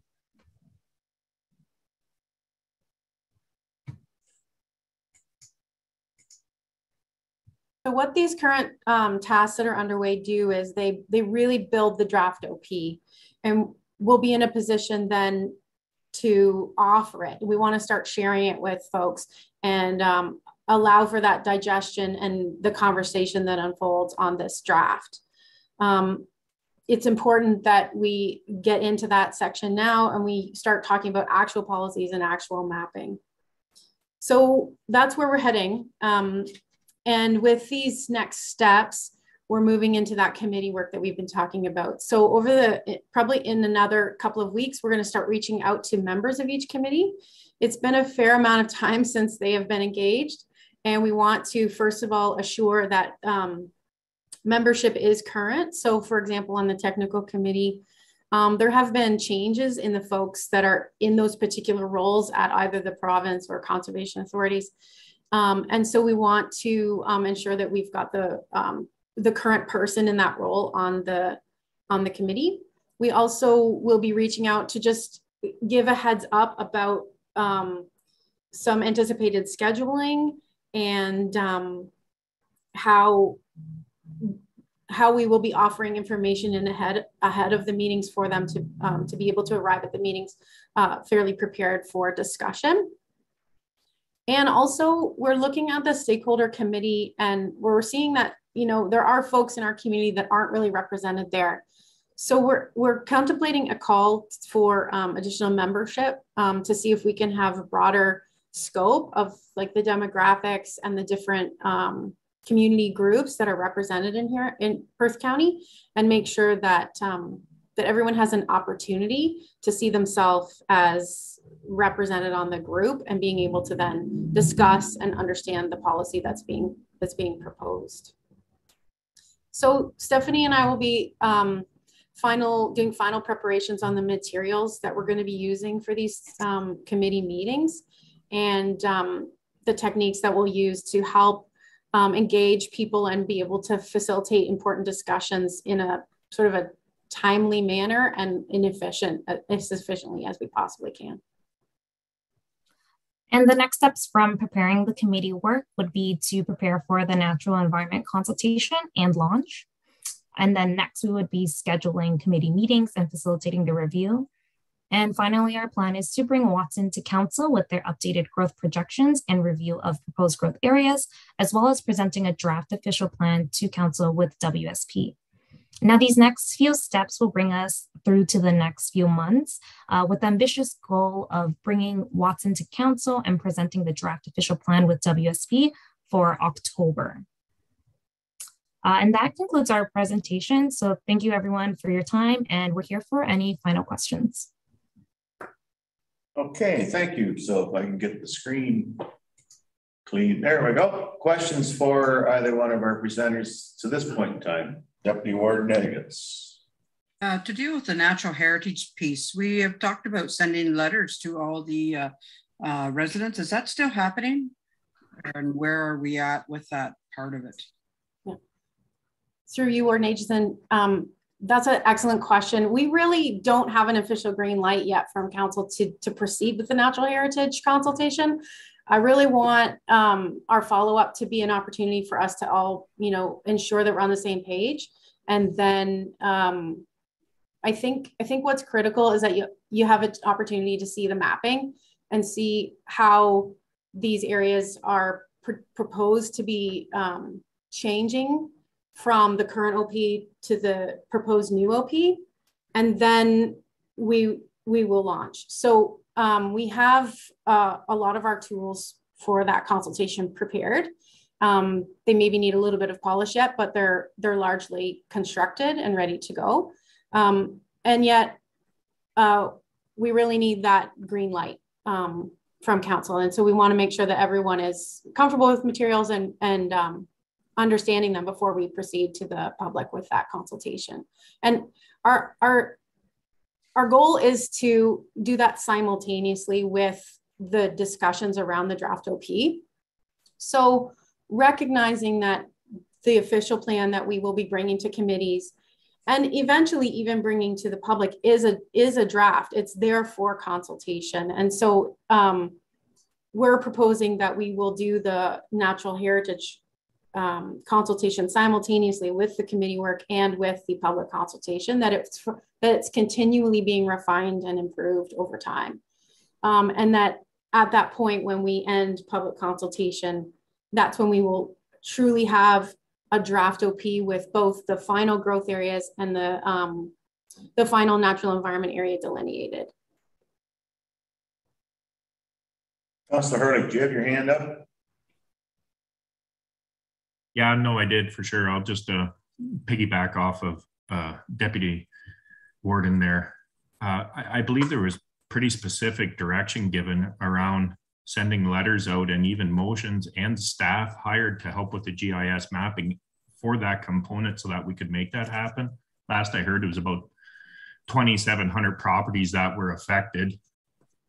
It's a little concerning that we don't iron that down even before we get to this component. There's, it's just kind of pushing and bulldozing at this point. I believe we gave pretty clear direction that we bring that under control, the natural heritage component prior, but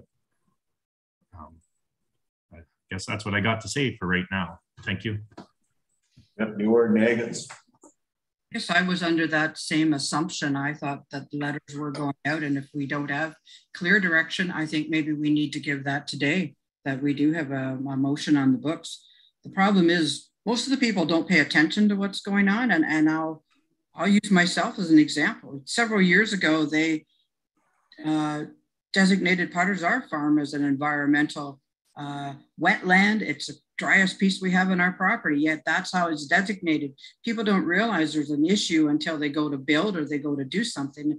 And we've already had the council chambers full one night when we were in the courthouse in person not that long ago, and they were all pretty upset because most people don't have any idea that this is going on to their property. So if we need to address this issue, I think we need to do it today. And I think we need to have it looked after. Councilor Kazenberg. Mr. Warden, could I ask a sort of I guess a point of privilege that the clerks in the meeting see if we can find a motion on the books pertaining to the issue of correspondence with those properties that will be affected, just so we can confirm what this council has done recently on this matter? Sure. I was thinking, I honestly can't remember doing it, but I thought we had. So do we check back through? Yeah, so through the warden, as you guys were discussing, I was looking it up. There was a resolution from November 5th meeting in 2021, read as follows. The Perth County Council received the report, new official plan update. The County Council provide direction to proceed to hire a planner to be focused on the new official plan. In a contract position with the official plan is completed, and that the position be funded through the Levy Stabilization Reserve Fund. And then council provide direction to prepare an education session for council on the proposed policy, mapping, and engagement program regarding the national environment systems in the new official plan. That is what I have so far. But nothing there specifically says send the correspondence out. Through my research, currently, no. If I might suggest, keep looking, just to make sure that we haven't missed it, because even that timing, it seems like the issue might be a little bit older than that. That was a year and a half ago that motion was made, so I don't remember everything from them. I got to be honest with you, I'm getting older. Yeah, me too. Thank you, Mr. Warden. I do have another question, if I might. With regards to the timing, I mean, you look at that sequence and you have a number of committees that you intend to engage with, and yet you're talking about bringing something to council in November. So can you just kind of clear up that, or October, sorry, can you clear up that timeline for me? Do you believe that you actually have the bandwidth and the time to achieve your consultations, or did I misunderstand that perhaps these are all concurrent things? Yes, thank you for that question, Councillor Kassenberg. So over the next weeks, we intend to revive those committees with the intention that we would be discussing with the committees the draft official plan throughout later parts of August and September. What they will be discussing is a draft official plan, including all of the policy, as well as mapping. And the mapping would show what's proposed for natural environment designation and growth areas. And it would also show potentially those sort of secondary areas that we have identified as possible growth areas, should the updated comprehensive review require additional lands. So then what we anticipate is that in that first meeting of October, that's when Watson and Associates are striving for to be able to bring you those updated growth projections. And then we would follow that up with the final edits coming from both the feedback received from the committee meetings, as well as the growth planning numbers from Watson's. So it is incredibly ambitious, and Stephanie and I are pretty motivated to strive for it and to hit it. And I really hope that we can. That's the goal. So with our project management site, we've mapped out the tasks each week that are necessary to achieve that. And I mean, things happen. Maybe we won't hit it, but we sure want to try, and that's what our goal is.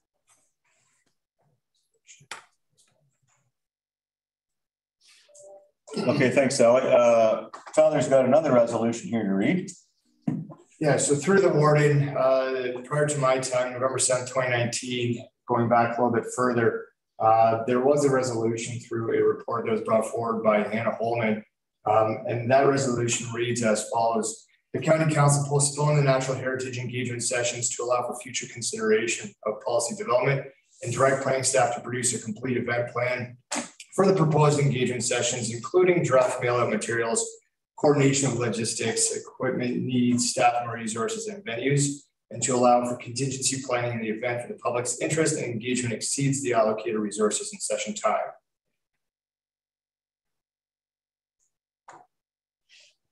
So I honestly don't think there's an actual motion on the books saying send the letters out. I'm pretty sure of it. So if you want to deal with that right now, we can deal with that right now. Councillor Hurley. Okay, maybe the motion isn't there, but I got to watch how I word this, but I want to say I'm very steadfast in my belief that there was lengthy discussion, that there was going to be letters sent. And we also had eliminated what was going to go in there. Again, that seems to be verbal.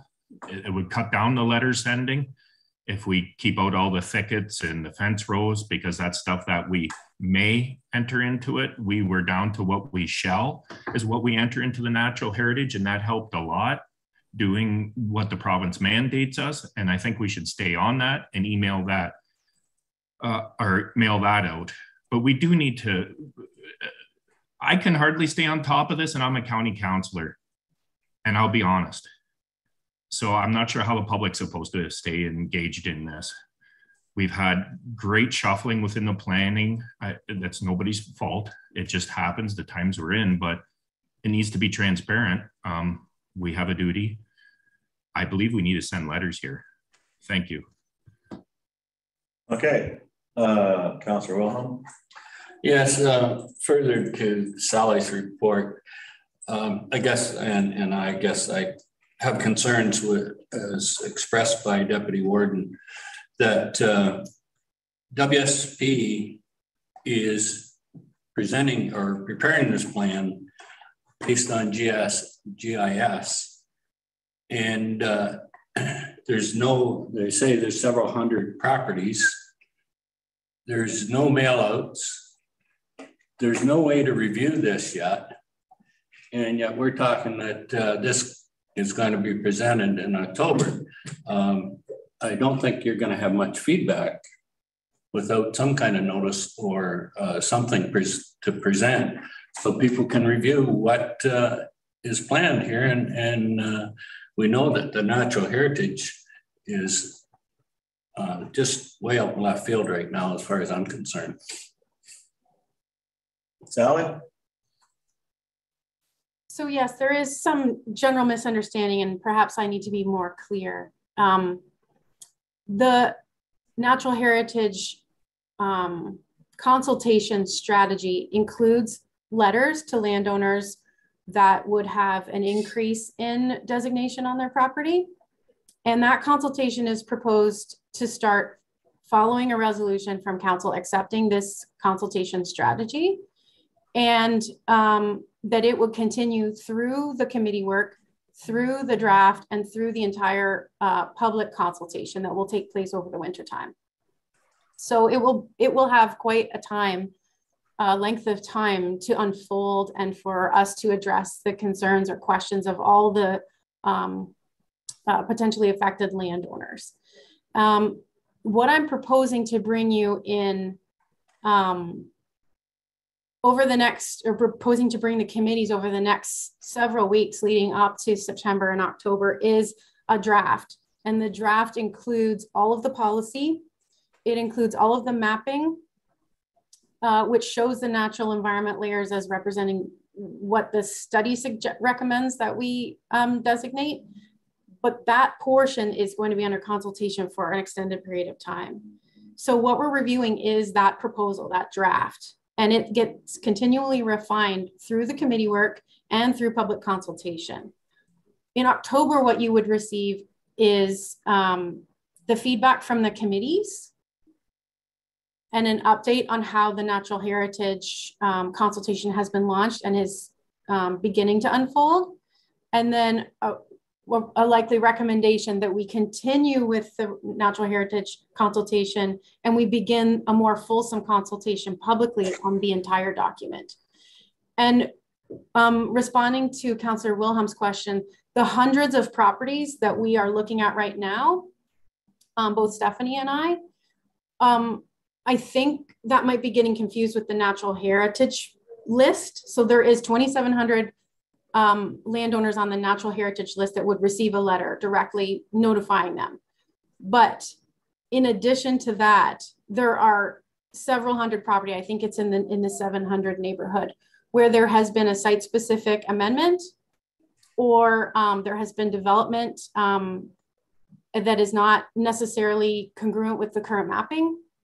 In the fringe areas, we are trying to go through and identify all the properties that have developed and give them an actual designation rather than a fringe with a special. And we're also looking at all of the properties that were previously designated floodplain, because the floodplain mapping changes over time. And as that changes, there's no designation underneath them as it ebbs and flows. So we're actually proposing the floodplain mapping to be an overlay, whereas there would be an actual designation assigned to that property underneath where the floodplain is shown. So the reason that we are going back and looking at all those right now is because the text is more final. And every time we now like pull up one of those properties, we can go to the text and make sure that we have selected the right designation for it in the new OP, that what's permitted in the designation that we're proposing actually reflects what's on the ground and reflects what is appropriate for that property. And that is a very lengthy exercise that we've been working on for a long time. That answer your question? So just to clarify, so everybody's on the same page, the 2,700 approximately properties that have some sort of designation change, there are letters going out. And I think that is Councillor Hurlick's biggest concern. And to some degree mine, because I've had umpteen calls from people lately that wanted to do something and were told by the Conservation Authority they were in floodplain. One of them was in one of the highest points in Perth County. And it was no more floodplain than I'm the king of Egypt. But it was just a designation that was put on that piece of property and never consulted with the property owner or anything. And that's the area we need to clean up the most, in my estimation. Look at James Street South, one of the higher spots in the area, floodplain. Like, no. There's a natural pond from the highway further down, and that was to drain the highway. And all of a sudden it's floodplain, like it's not. So those are the areas we have to get cleaned up. Sally? Yeah, in response to your comments, Warden Aitchison, there is a difference between natural heritage, natural environment mapping in our OP, and floodplains. There's different regulation, there's different policies that go with them. And I think one of the main reasons that we are struggling to get to a similar place of understanding, whether we agree or disagree, but a similar place of understanding on the natural heritage mapping, is that those two things continue to get conflated. They're getting merged together and they're not the same. So I think one of the key pieces of at least finding ourselves of a similar understanding of what is actually being proposed in the new official plan with respect to natural heritage is seeing the map, seeing what's being proposed to be mapped. And that's one of the reasons why Stephanie and I want to sort of poll council in advance of this next conversation that we're planning to have with you about natural heritage. If there's specific properties that we could use as examples to explain what's being proposed, and then we can identify on those properties what's about natural heritage and what's about floodplain. And in some cases, there won't be any floodplain that's in the equation. But that confusion around the difference between the two and how they both work together or apart is one of the reasons I think that we don't necessarily have a common understanding about what's being proposed in the OP on natural heritage. I agree with you. Maybe I use floodplain as a bad example, but there have been designation changes on properties that the owners are not aware of, and they should become aware of. And when we're doing all this and a natural heritage plan, you might as well do it right the first time. That's the point I'm trying to make. And if it takes past October, it takes past October. We want to do it right. We're not doing it twice. Councilor McDermott. Yeah, we're talking an awful lot about maps here, and I just wondered if any other councillors, when I'm at home on my computer and I try to go on GIS, I've never been able to do that. And so here today, I tried doing it on the phone, and on the phone here, for some reason, I can kind of get in, but when I'm at home, the GSI maps, like I can't get them. I just wondered if there were any other counselors that had the same problem. We can look into that. I think that it may be a setting on the computer that you're using. We previously looked into it for Councillor Kasenberg as well. Okay. So I'll follow up with you after the meeting. Oh, okay, no, that's fine. I just wondered if anybody else had any, if it was just mine or if it was anybody else. But yeah, we're just blocking you out for good reason. I know, just kidding. Deputy Warden for these. Could we have that link sent to us again, how to get into that GIS mapping? I did not flag it on my computer, so just to make it a little easier, please. My Director of Corporate Services said, yep. Thank you. Sally, you got that a question or just scratching your? Nope, I have a question. I just wanted to clarify for council, what you will be able to view when you're able to successfully log in is the current designations and the current zones. And you'll be able to see parcel boundaries. But what I'm talking about offering at our meeting is the mapping that is proposed. And so you won't be able to find that currently on the public site, but we have created a site that we intend to make public so that people can go and specifically look at natural heritage and what is proposed, what's existing, like what the existing designation is, what's going to be removed and what's going to be added now that the system has been more intensively evaluated or assessed. Okay. Other comments or questions? Well, thank you, Sally and Stephanie. And just before you actually leave, I have a motion that Perth County Council receives the update new official plan project report. Moved by Councillor Wilhelm. Do I have a seconder? Councillor McDermott. Those in favor? Carry on. These approved. Thank you very much. We're going to take a 5-minute break. I got to stretch. You getting the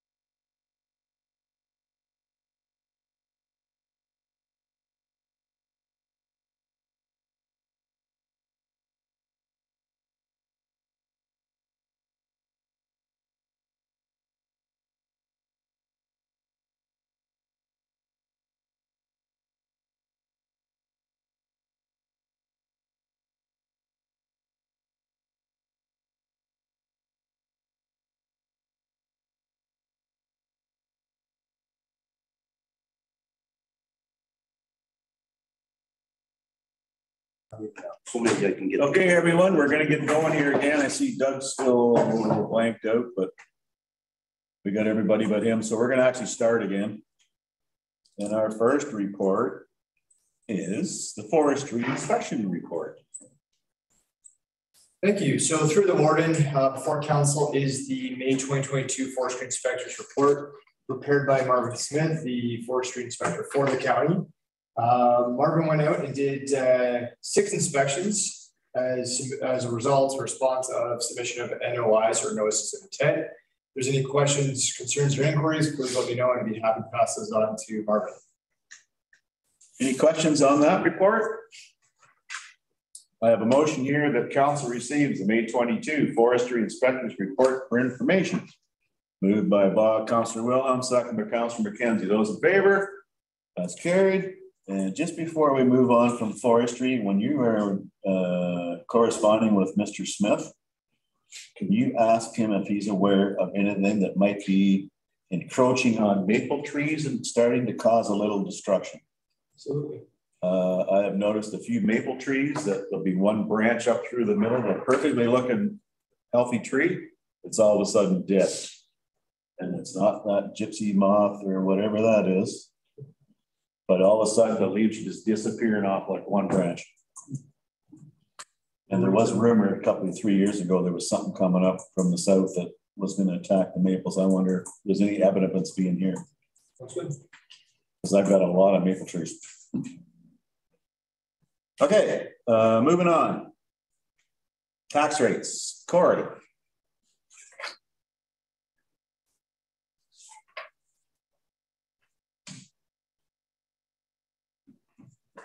The more I look, the more I notice.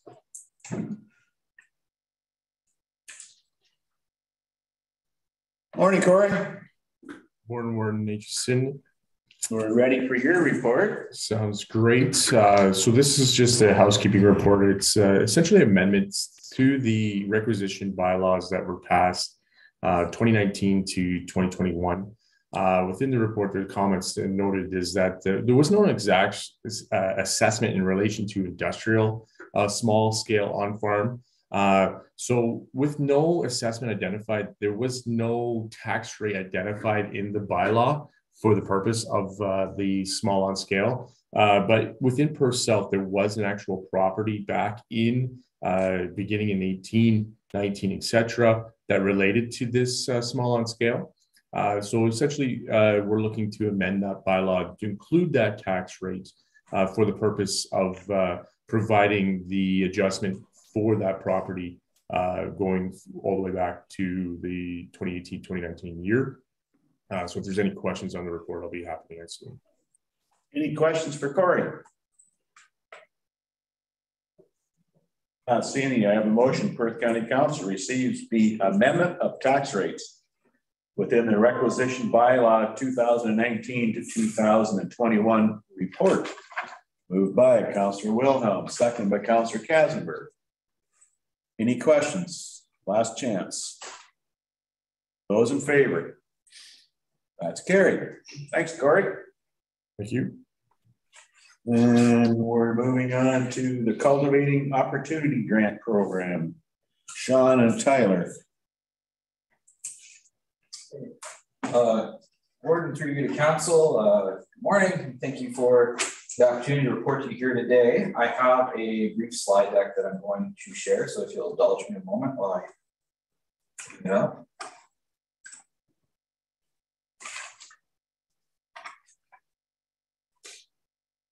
So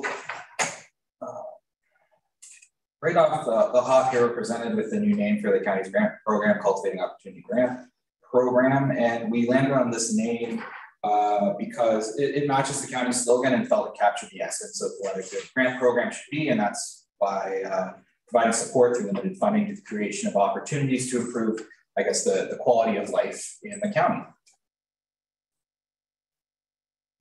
So here we see the objectives of the grant is to support tree planting at the lower tiers and eligible projects of community organizations that benefit the county. And based on this, the program is drafted is basically guided, and we've taken all the nuances of this by 4 of the 5 goals of the county strategic plan. And the purpose of the grant program is two-stream. First, it provides limited funding to eligible organizations to use towards offsetting the costs for eligible projects. And second, it supports improvements to the county's tree coverage by transferring funds to lower tiers for planting new trees. And the policy and supporting materials presented today and included in the report were drafted to establish standardized eligibility criteria and a consistent application process, including completion reporting criteria as a condition of funding. And all of this supports a transparent process that aims to maximize the county's investment while also improving engagement from applicants. So as mentioned before, there are two streams in the grant program, and the next couple of slides will go into more detail on each. And just to provide some background on the tree planting stream, it was established in 2009 as a grant to the lower tiers. The county has had been attempting to spend a $15,000 budget a year on new trees starting in 2007, but felt it would be more effective to transfer that money to lower tiers to support their individual tree planting initiatives. And that amount was recently increased as part of the 2022 budget to $25,000. And those funds are transferred based on to each of the lower tiers based on weighted assessment. And the only condition on this grant is that the funds are to be used to plant trees. And it's left to the lower tiers to decide how those funds are used to accomplish that goal. The community stream is annual limited funding to support local organizations with offsetting project costs. And these projects and programs should align with the county's strategic goals and other initiatives. And also this funding should be used really for one-time projects or limited time programs rather. And that is to say this grant really should not be relied on by organizations as a regular annual contribution to their operating budgets. And that's been pretty consistent over the years that we've been operating this. Before completing the draft policy, staff utilized the county's new community engagement framework to develop a survey to solicit feedback from previous grant applicants and the general public. Previous applicants were contacted directly and sent a link to the survey, and the survey was also promoted to the general public on the county website and through our social media outlets, as well as a general media release. And it was also promoted by 100.1 The Ranch up in Listowel, and they did a nice story to help promote the survey. Overall, 9 completed surveys were received, and while it's always nice to receive more, these results did provide some useful and actionable feedback, which we were able to integrate into this policy. And so we'll review some of that feedback over the next couple slides. We learned from this process that over half the respondents weren't even aware that the county had a grant program.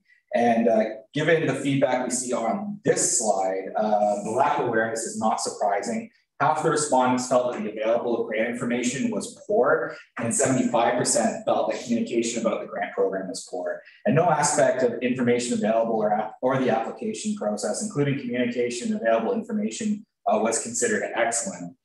So we've also included a comment here that we see on this slide that we received from one of the respondents that was critical of the fact that the due dates for applications were inconsistent year over year. So this information really helps reinforce aspects of the draft policy that relate to consistent timelines, consistent eligibility requirements, as well as ensuring sufficient promotional timelines and providing a generous sort of application submission period. So this slide relates to questions asked in the survey about funding. Almost 80% felt that applying a cap to individual applicants was appropriate and agreed that the proposed $2,500 maximum amount per applicant was a good level. And this wasn't surprising either, given that 65% agreed or strongly agreed that it was important to have a wide range of projects receive funding. And as we see here, all the other respondents were neutral, and nobody disagreed with the fact that having a wide range of projects supported by the grant was a bad idea. So the proposed funding model basically reflects the feedback provided in the survey. Given funding is limited to currently $10,000 a year, and this is reflected in the current budget, it was felt that a $2,500 cap per applicant would be appropriate to help ensure a wider variety of applications and to maximize the county's investment in these programs. It also encourages new applicants that may not have otherwise applied, if they had the perception that there wouldn't be much worth applying for if one applicant could receive the bulk of the available funds. And to determine which applicants receive funds, a scoring matrix would be used with funding preferences going towards the highest scoring applicants. And because funds are limited, the process is competitive, which means that not every eligible project is guaranteed to receive funding. And that being said, should the total eligible funds requested equal less than the total funds available, any remainder can go into a reserve to help fund the grant in future years. So the policy includes a pretty extensive list of eligibility requirements. This list was compiled based on criteria included in a number of established municipal grant programs. None of the criteria, though it's a pretty extensive list, are particularly onerous, but they do help ensure that successful applicants are effectively managed organizations that have the governance and resources necessary to implement their projects. And like all municipal grant programs, certain applicants would not be eligible for the community stream grant. These criteria are in place just to help ensure money is directed to applicants that are not already mandated to be funded primarily by the county or other levels of government. So this includes things like social service organizations, education or healthcare sector, especially the fundraising organizations. It also excludes organizations that are not primarily mandated to provide community-based programming. The intent carries over to the types of projects that are eligible, and this includes projects already receiving direct county funding or required to have direct funding from other levels of government. Funds should not be used to cover deficits or cover expenses not directly related to the provision of eligible services or programs. And these are things like meals, travel expenses, that sort of thing, legal costs. Again, here the policy focuses on actionable projects that directly benefit the county at large while aligning with the municipality's goals. So applicants will be able to receive an application package from the county's website, and this includes a summary of the program, information about what applicants need to include with their application, and a copy of the scoring matrix, so applicants will know how their applications are going to be assessed. And the actual application itself will be filled out online via an online fillable form on the county website.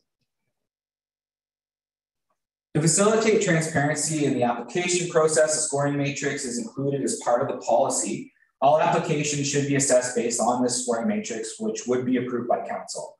Assessment can be performed either by having council delegate the authority to staff to perform the assessments and award grants based on the council approved scoring matrix, or staff can present eligible applications to council for assessment and to award grants. Option 1 is being recommended in the report just because it seemed like the most efficient way to award the grants without tying the assessment process to the council meeting cycle.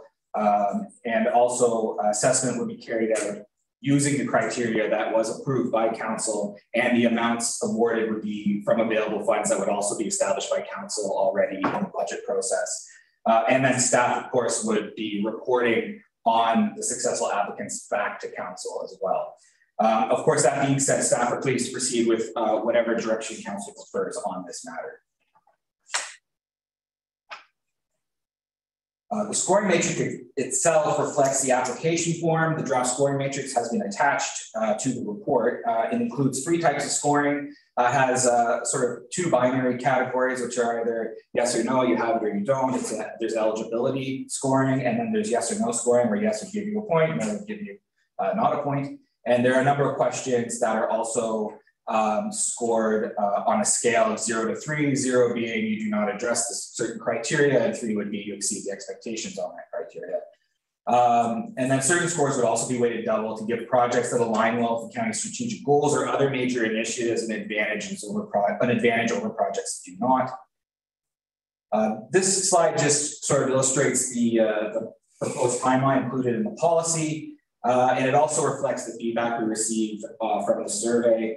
It starts in the summer with promotion and making materials available to give organizations lots of opportunity to get their information gathered for their applications. And then applications can then be submitted from September to November, again, giving a lot of opportunity and timeline for people to submit. And then those applications would be assessed through December and January with successful applicants awarded once the budget is approved.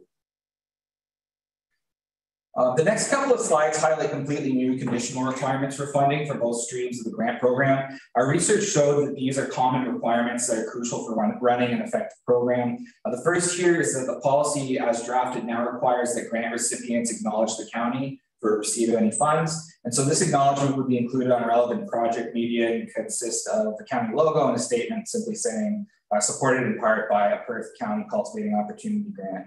And the acknowledgement, it's important to know, is more than just an opportunity to increase the county's profile. It's also a crucial element for spreading awareness of the fact that we actually do offer a grant program, and hopefully this will encourage future applicants.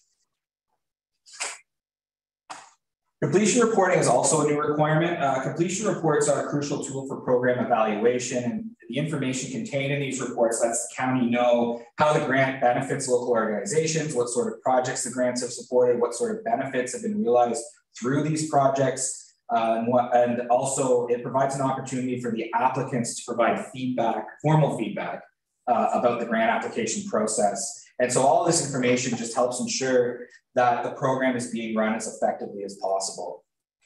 And just for the next steps, staff are currently seeking approval from council for the policy and the application assessment process. And that's included in the report. And from there, we're based on the direction given today, we'll update the county website with and promote the grant program, which will include linking interested parties to the necessary program information. And then timeline will then essentially follow the processes outlined in the policy, which was highlighted earlier in this presentation. And so that's everything I have to present today. Thank you for your time, and we'll be happy to receive any questions at this point. Okay, thanks, Sean. Questions for Sean on that, Deputy Warden Eggets? I'm not comfortable that staff are going to be the ones who pick the people who get money and how much they get. I think that's a political decision. They can gather the applications, they can make sure they meet the criteria, they can bring it to council, but that is a council decision because we could change the amount of money, we could do many things, but I think that that is a political decision of what each organization gets. Excuse me. The other one is on the tree. So the county collects the levy from each of the lower tier municipalities. And then we turn around and give back money for trees, which I think each municipality should just be doing their trees at their local level. Now you want us to give a report how the trees are planted, where they're planted, why they're planted, and create a whole lot of extra paperwork, and then put a logo beside it everywhere that they go. I think we're going to a little extreme here of what's going on. I'm not sure people are even going to apply if they got all this criteria to get a little bit of money.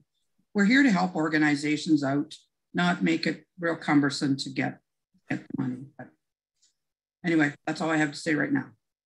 Other comments or questions, Deputy or Councillor Wilhelm? I disagree with Deputy Warden. I think that if the proper matrix is set up, that staff can decide on the proper protocol.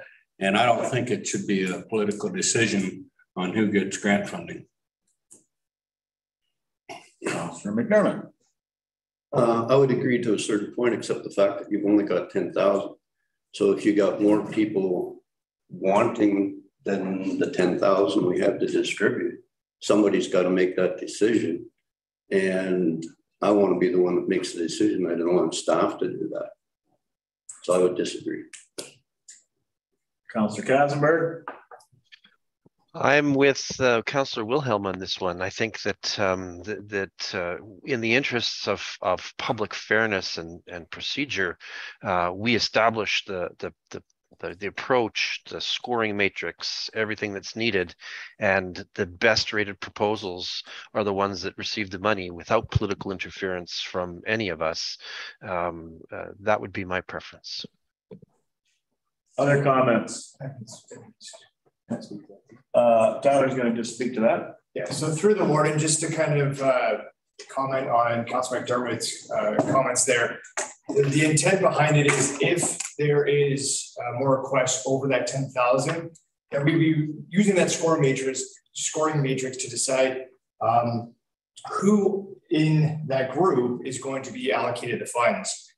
Again, as Sean mentioned through the presentation, we'd be bringing back a report to council saying, here's where we ended up, here's what organizations receive funds. And then this would lend to the next budgeting session to say, do we need to increase that funding to maybe catch more organizations? Okay, other comments or questions? So Deputy Warden Eggets.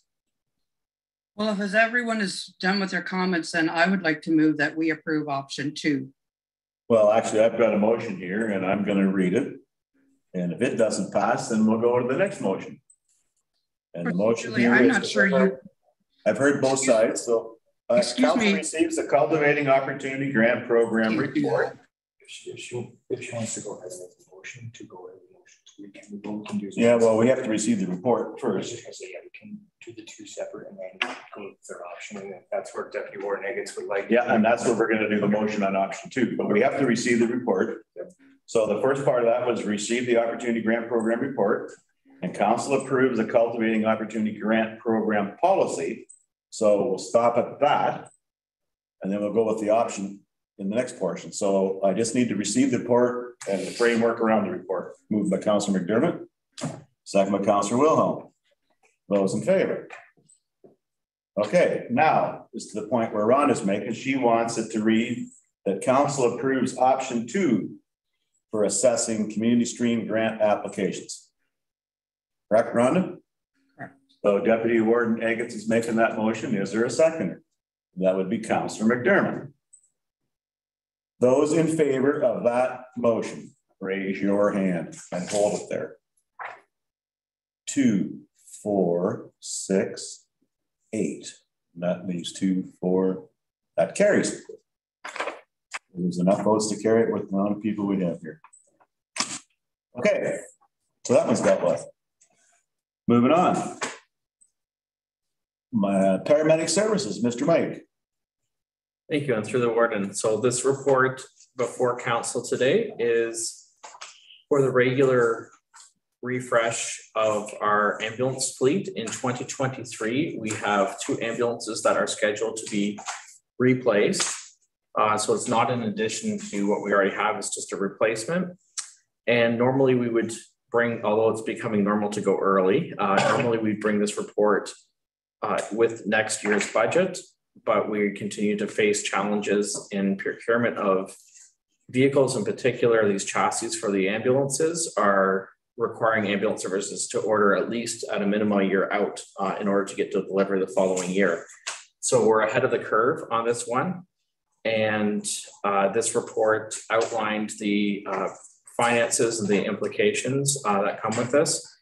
We would be looking at if we purchase these 2 vehicles in the year of 2022, but to take delivery in 2023, we pay a deposit and that comes out of the capital reserves. And then the remainder of the fee of the ambulances would be the following year.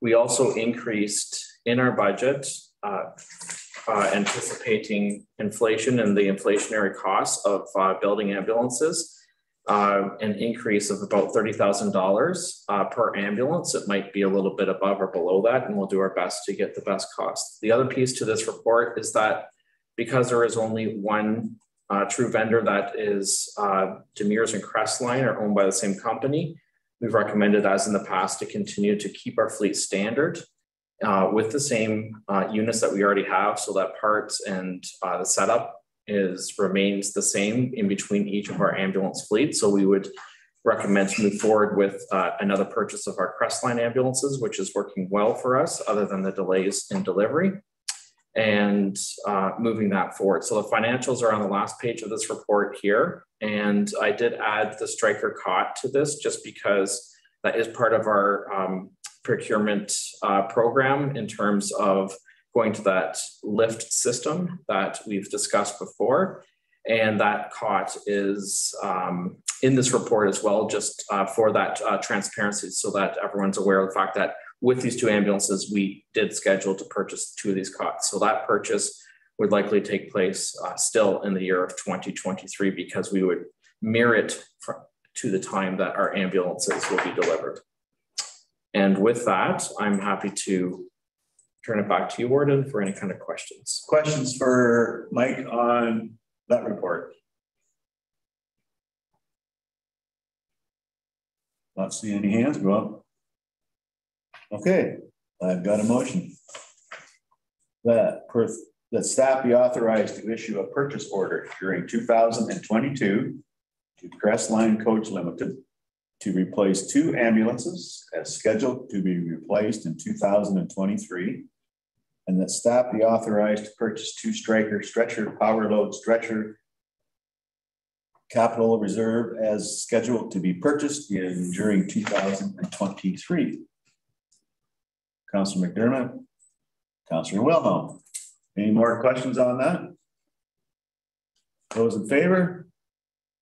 That's carried. I've got a quick question for you when you're still here. I didn't get a chance to ask it before. So seeing as we have a bunch of emergency room closures, we are having to up staff a little bit periodically. And that will bring associated costs to some degree. And the other part of that, so we'll get half that back from the province next year, but just have to kind of blend it into the budget for this year. Well, I think are we pretty well not going to get completely ambushed on it? We do have on an annual basis some money that I had set aside last year in the business plan that allows for us to do some upstaffing for emergency situations. So we've accessed funds through that. And then I know Corey's not in this meeting, but he'd be the best person to explain how that 50-50 funding works, because you get it the following year. You get the following year based on the previous year's budget. So there's always a lag. So the actual finites of that, he could probably explain a little bit better than I, but I know that there's a lag into next year. So we're not at the point that it's going to have a significant impact as of right now. What I can say is that in the case of Listowel, we've had one time that we've upstaffed so far there because of the proximity of the hospitals, and we did have an extra ambulance overnight there, and that we'll look at each of the situations on a case basis depending what is going on in that current moment in time. So, but we have upstaffed ambulances, and we'll continue to contemplate and consider that depending on what the situation is as it arises. And my other question is going to be, because of all the shortages of personnel in the hospitals and the inability to offload ambulances in a timely fashion, our paramedicine program kind of taken off. I would think there would be more demand for that instead of sitting in an ambulance on the side of the road waiting to get unloaded. Sure. I mean, you know, there's always going to be the case, of course, of emergencies where people have to call 911. But I can say that our mobile integrated health team is certainly a hot item in terms of being able to provide those services to those that need in the community right now. And I know that we spent, as an example, the other day in one area of our county, a few hours, one of our mobile integrated health paramedics was up with somebody that is using the system all the time and trying to find ways to avoid them from calling 911, our services, as well as the emergency department. So that's happening absolutely on a daily basis right now. Okay, perfect. Thanks, Mike. Thank you. Was that done? So we're going to move on. Yeah. Too bad if we can just last year it was. Mike, if we can just get the mental health part of it rolled out, we'll be all set. Agreed, that would be great. Yeah. Okay, we're going to move on. Public Works. And I'm showing Bill Wilson give a report, but I've got John in the room. So is it going to be you or Bill? It's going to be you. Be me today. Okay. Thank you, Warden Aitchison. Good morning, Council. This report summarizes the tender results for a 3-year contract to supply bulk road salts. Bulk road salts represents the largest impact to our winter operations, making up 1/3 of that budget with an annual cost of approximately $1.2 million. Staff are pleased with the results of this tender. Considering 3 years ago, we were in front of you presenting a major increase in salt pricing. The low submission for this tender indicates no change in unit pricing from the last year of the previous contract to the first year of this contract. The county administers the contract on behalf of all 7 area municipalities. However, ordering and invoicing is done separately between the municipality and the vendor. We had 3 submissions and all municipal partners are satisfied with the low bid. Staff are recommending that the tender for supply of bulk highway salts be awarded to Compass Minerals Canada Corp. And just for council's information, at our next meeting in August, staff will be presenting tender results for the delivery of road salts and also results of for our winter maintenance contractor. And I'd be happy to answer any questions. Questions, Councillor Hurley? Yeah, no, great report there. Okay, there's some savings. My concern is the location of Compass compared to, say, Windsor Salts or whatever. Does that affect the transportation costs? We can be saving in one spot, but losing in another. Just comment. Through the warden, the delivery of bulk road salts is a separate contract and tender that is currently out. That delivery is obviously based on this tender here in the wording to Compass Minerals. There are some companies that provide salt depots in and around the province. But for Perth County, the closest salt depot and facility is in the Goderich area. And Compass Minerals has been our lone supplier of bulk road salts for as far as I've known in our operations. So we're still picking up out of Goderich. That is correct. I'm sure you won't have as good of results in that tender, but based on fuel prices and everything else. Anyway, we do have the results there. There is quite a significance between the top, the low, and the high. That is for sure. Okay. I have a motion that Perth County Council receives the tender results for 2022-031-03 supply of bulk highway salts, and the Perth County Council award tender 2022-031-03 to Compass Minerals Canada Corporation, and that Perth County Council authorized the warden and clerk to execute the agreement between the corporation of the County of Perth and Compass Minerals Canada. Moved by Deputy Warden Agus, second by Councillor Wilhelm. Those in favor? And that's carried. Thanks, John. And we're going to move on. Council reports. Anybody got anything under council reports? Not seeing anything. Bylaws. We've got a few here. The first one is bylaw 3883-2022. Be ready first, second, and third time. And finally passed this 7th day of July 2022. And that is regards to the tender for Compass Minerals. Moved by Councillor Wright, second by Councillor McDermott. Those in favor? And that's carried. And the second one is bylaw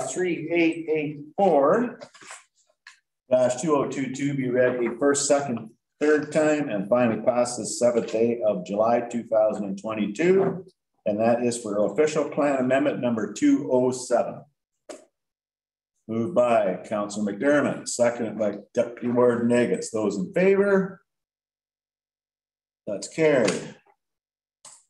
The next one is bylaw 3885-2022. Be read at first, second, and third time, and finally passed this 7th day of July 2022. And that is your OPA number 208. Moved by Councillor McDermott, seconded by Deputy Warden Agus. Those in favor? And that's carried. And the next one is for your property tax class rank amendment. And that's bylaw 3886-2022 be ready first, second, and third time.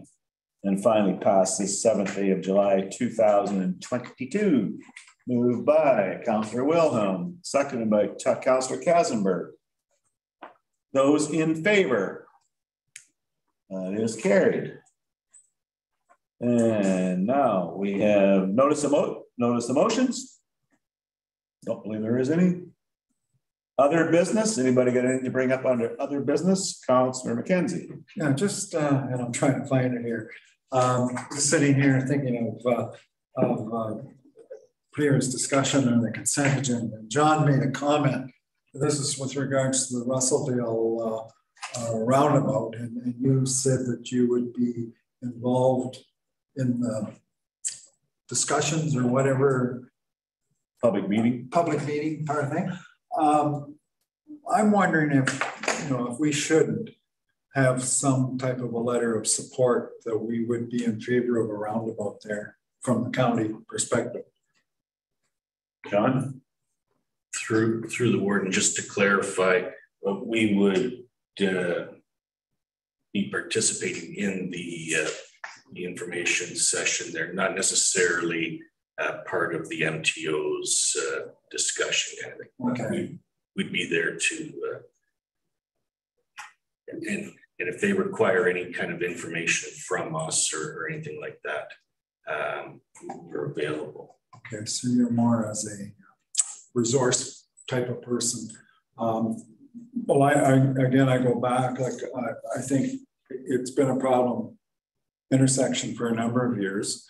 And I'm just wondering if we should say that the county would certainly support an improved intersection there or a roundabout if that was the outcome of MTO. Just adds a little more strength to what's going on out there. Just my comments. Is it worth sending something and supporting? From the warden, I think it would obviously be appropriate for the county to send in a letter of support for some improvements at that intersection. It may also be advised, maybe the municipality of West Perth. Yeah, and I think we will likely as well, but certainly, it's on a county road, so it would carry a little bit more weight if the county had some input into it. Okay. I'll make a motion. Motion. Yeah, I'll make a motion that we. Oh, you're going to second that one. So that is that we send a letter of support for an improvement at the intersection of Perth Line 20 and Highway 23. Yeah. I got the road numbers right? Yeah. Okay. Any discussion on that? Those in favor? That's carried. Still nothing wrong with the stoplight. It seems to be working up in North Perth. But that the MTO wasn't involved in that. They won't put up a stoplight. I just have a question. Is there a four-way stop there now? No. It's just no. Highway 23 is barrel through. Yeah, apparently Perth Line 20 is barrel through too. Yeah. Even though there's a stop sign at each side. And apparently the cameras at night really indicate that. From what somebody's been telling me, it was you told me that, John. That at nighttime, like they slow down, but there's nobody stops. Can't fix stupid.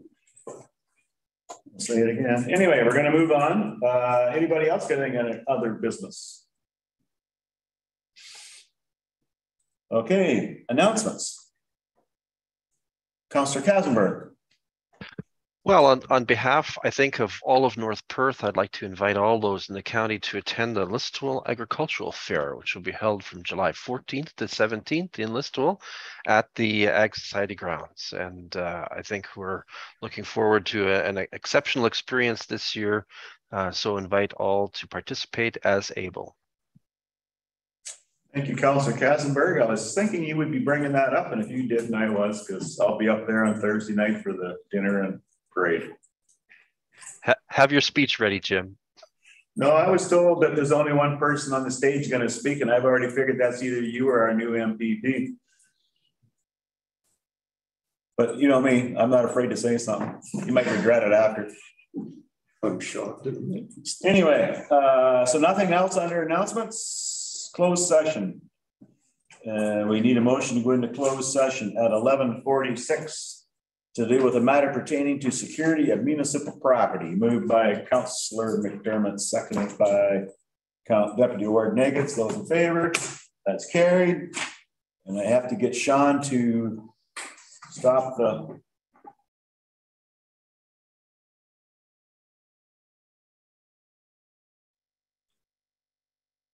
Okay, we're good to go. So all we have left is a confirmatory bylaw. And that is bylaw 3887-2022 being a bylaw to confirm the proceedings of the Council of the Corporation of the County of Perth. And its regular meeting held July 7th, 2022 is ready first, second, and third time. And finally passed July 7th, 2022. Moved by Councillor Kazenberg, seconded by Councillor Wilhelm. Those in favor? That's carried. And finally, a motion to adjourn the meeting at 12 o'clock. Councillor Wilhelm, Councillor McDermott. Those in favor? That's carried. Thank you very much. We went over.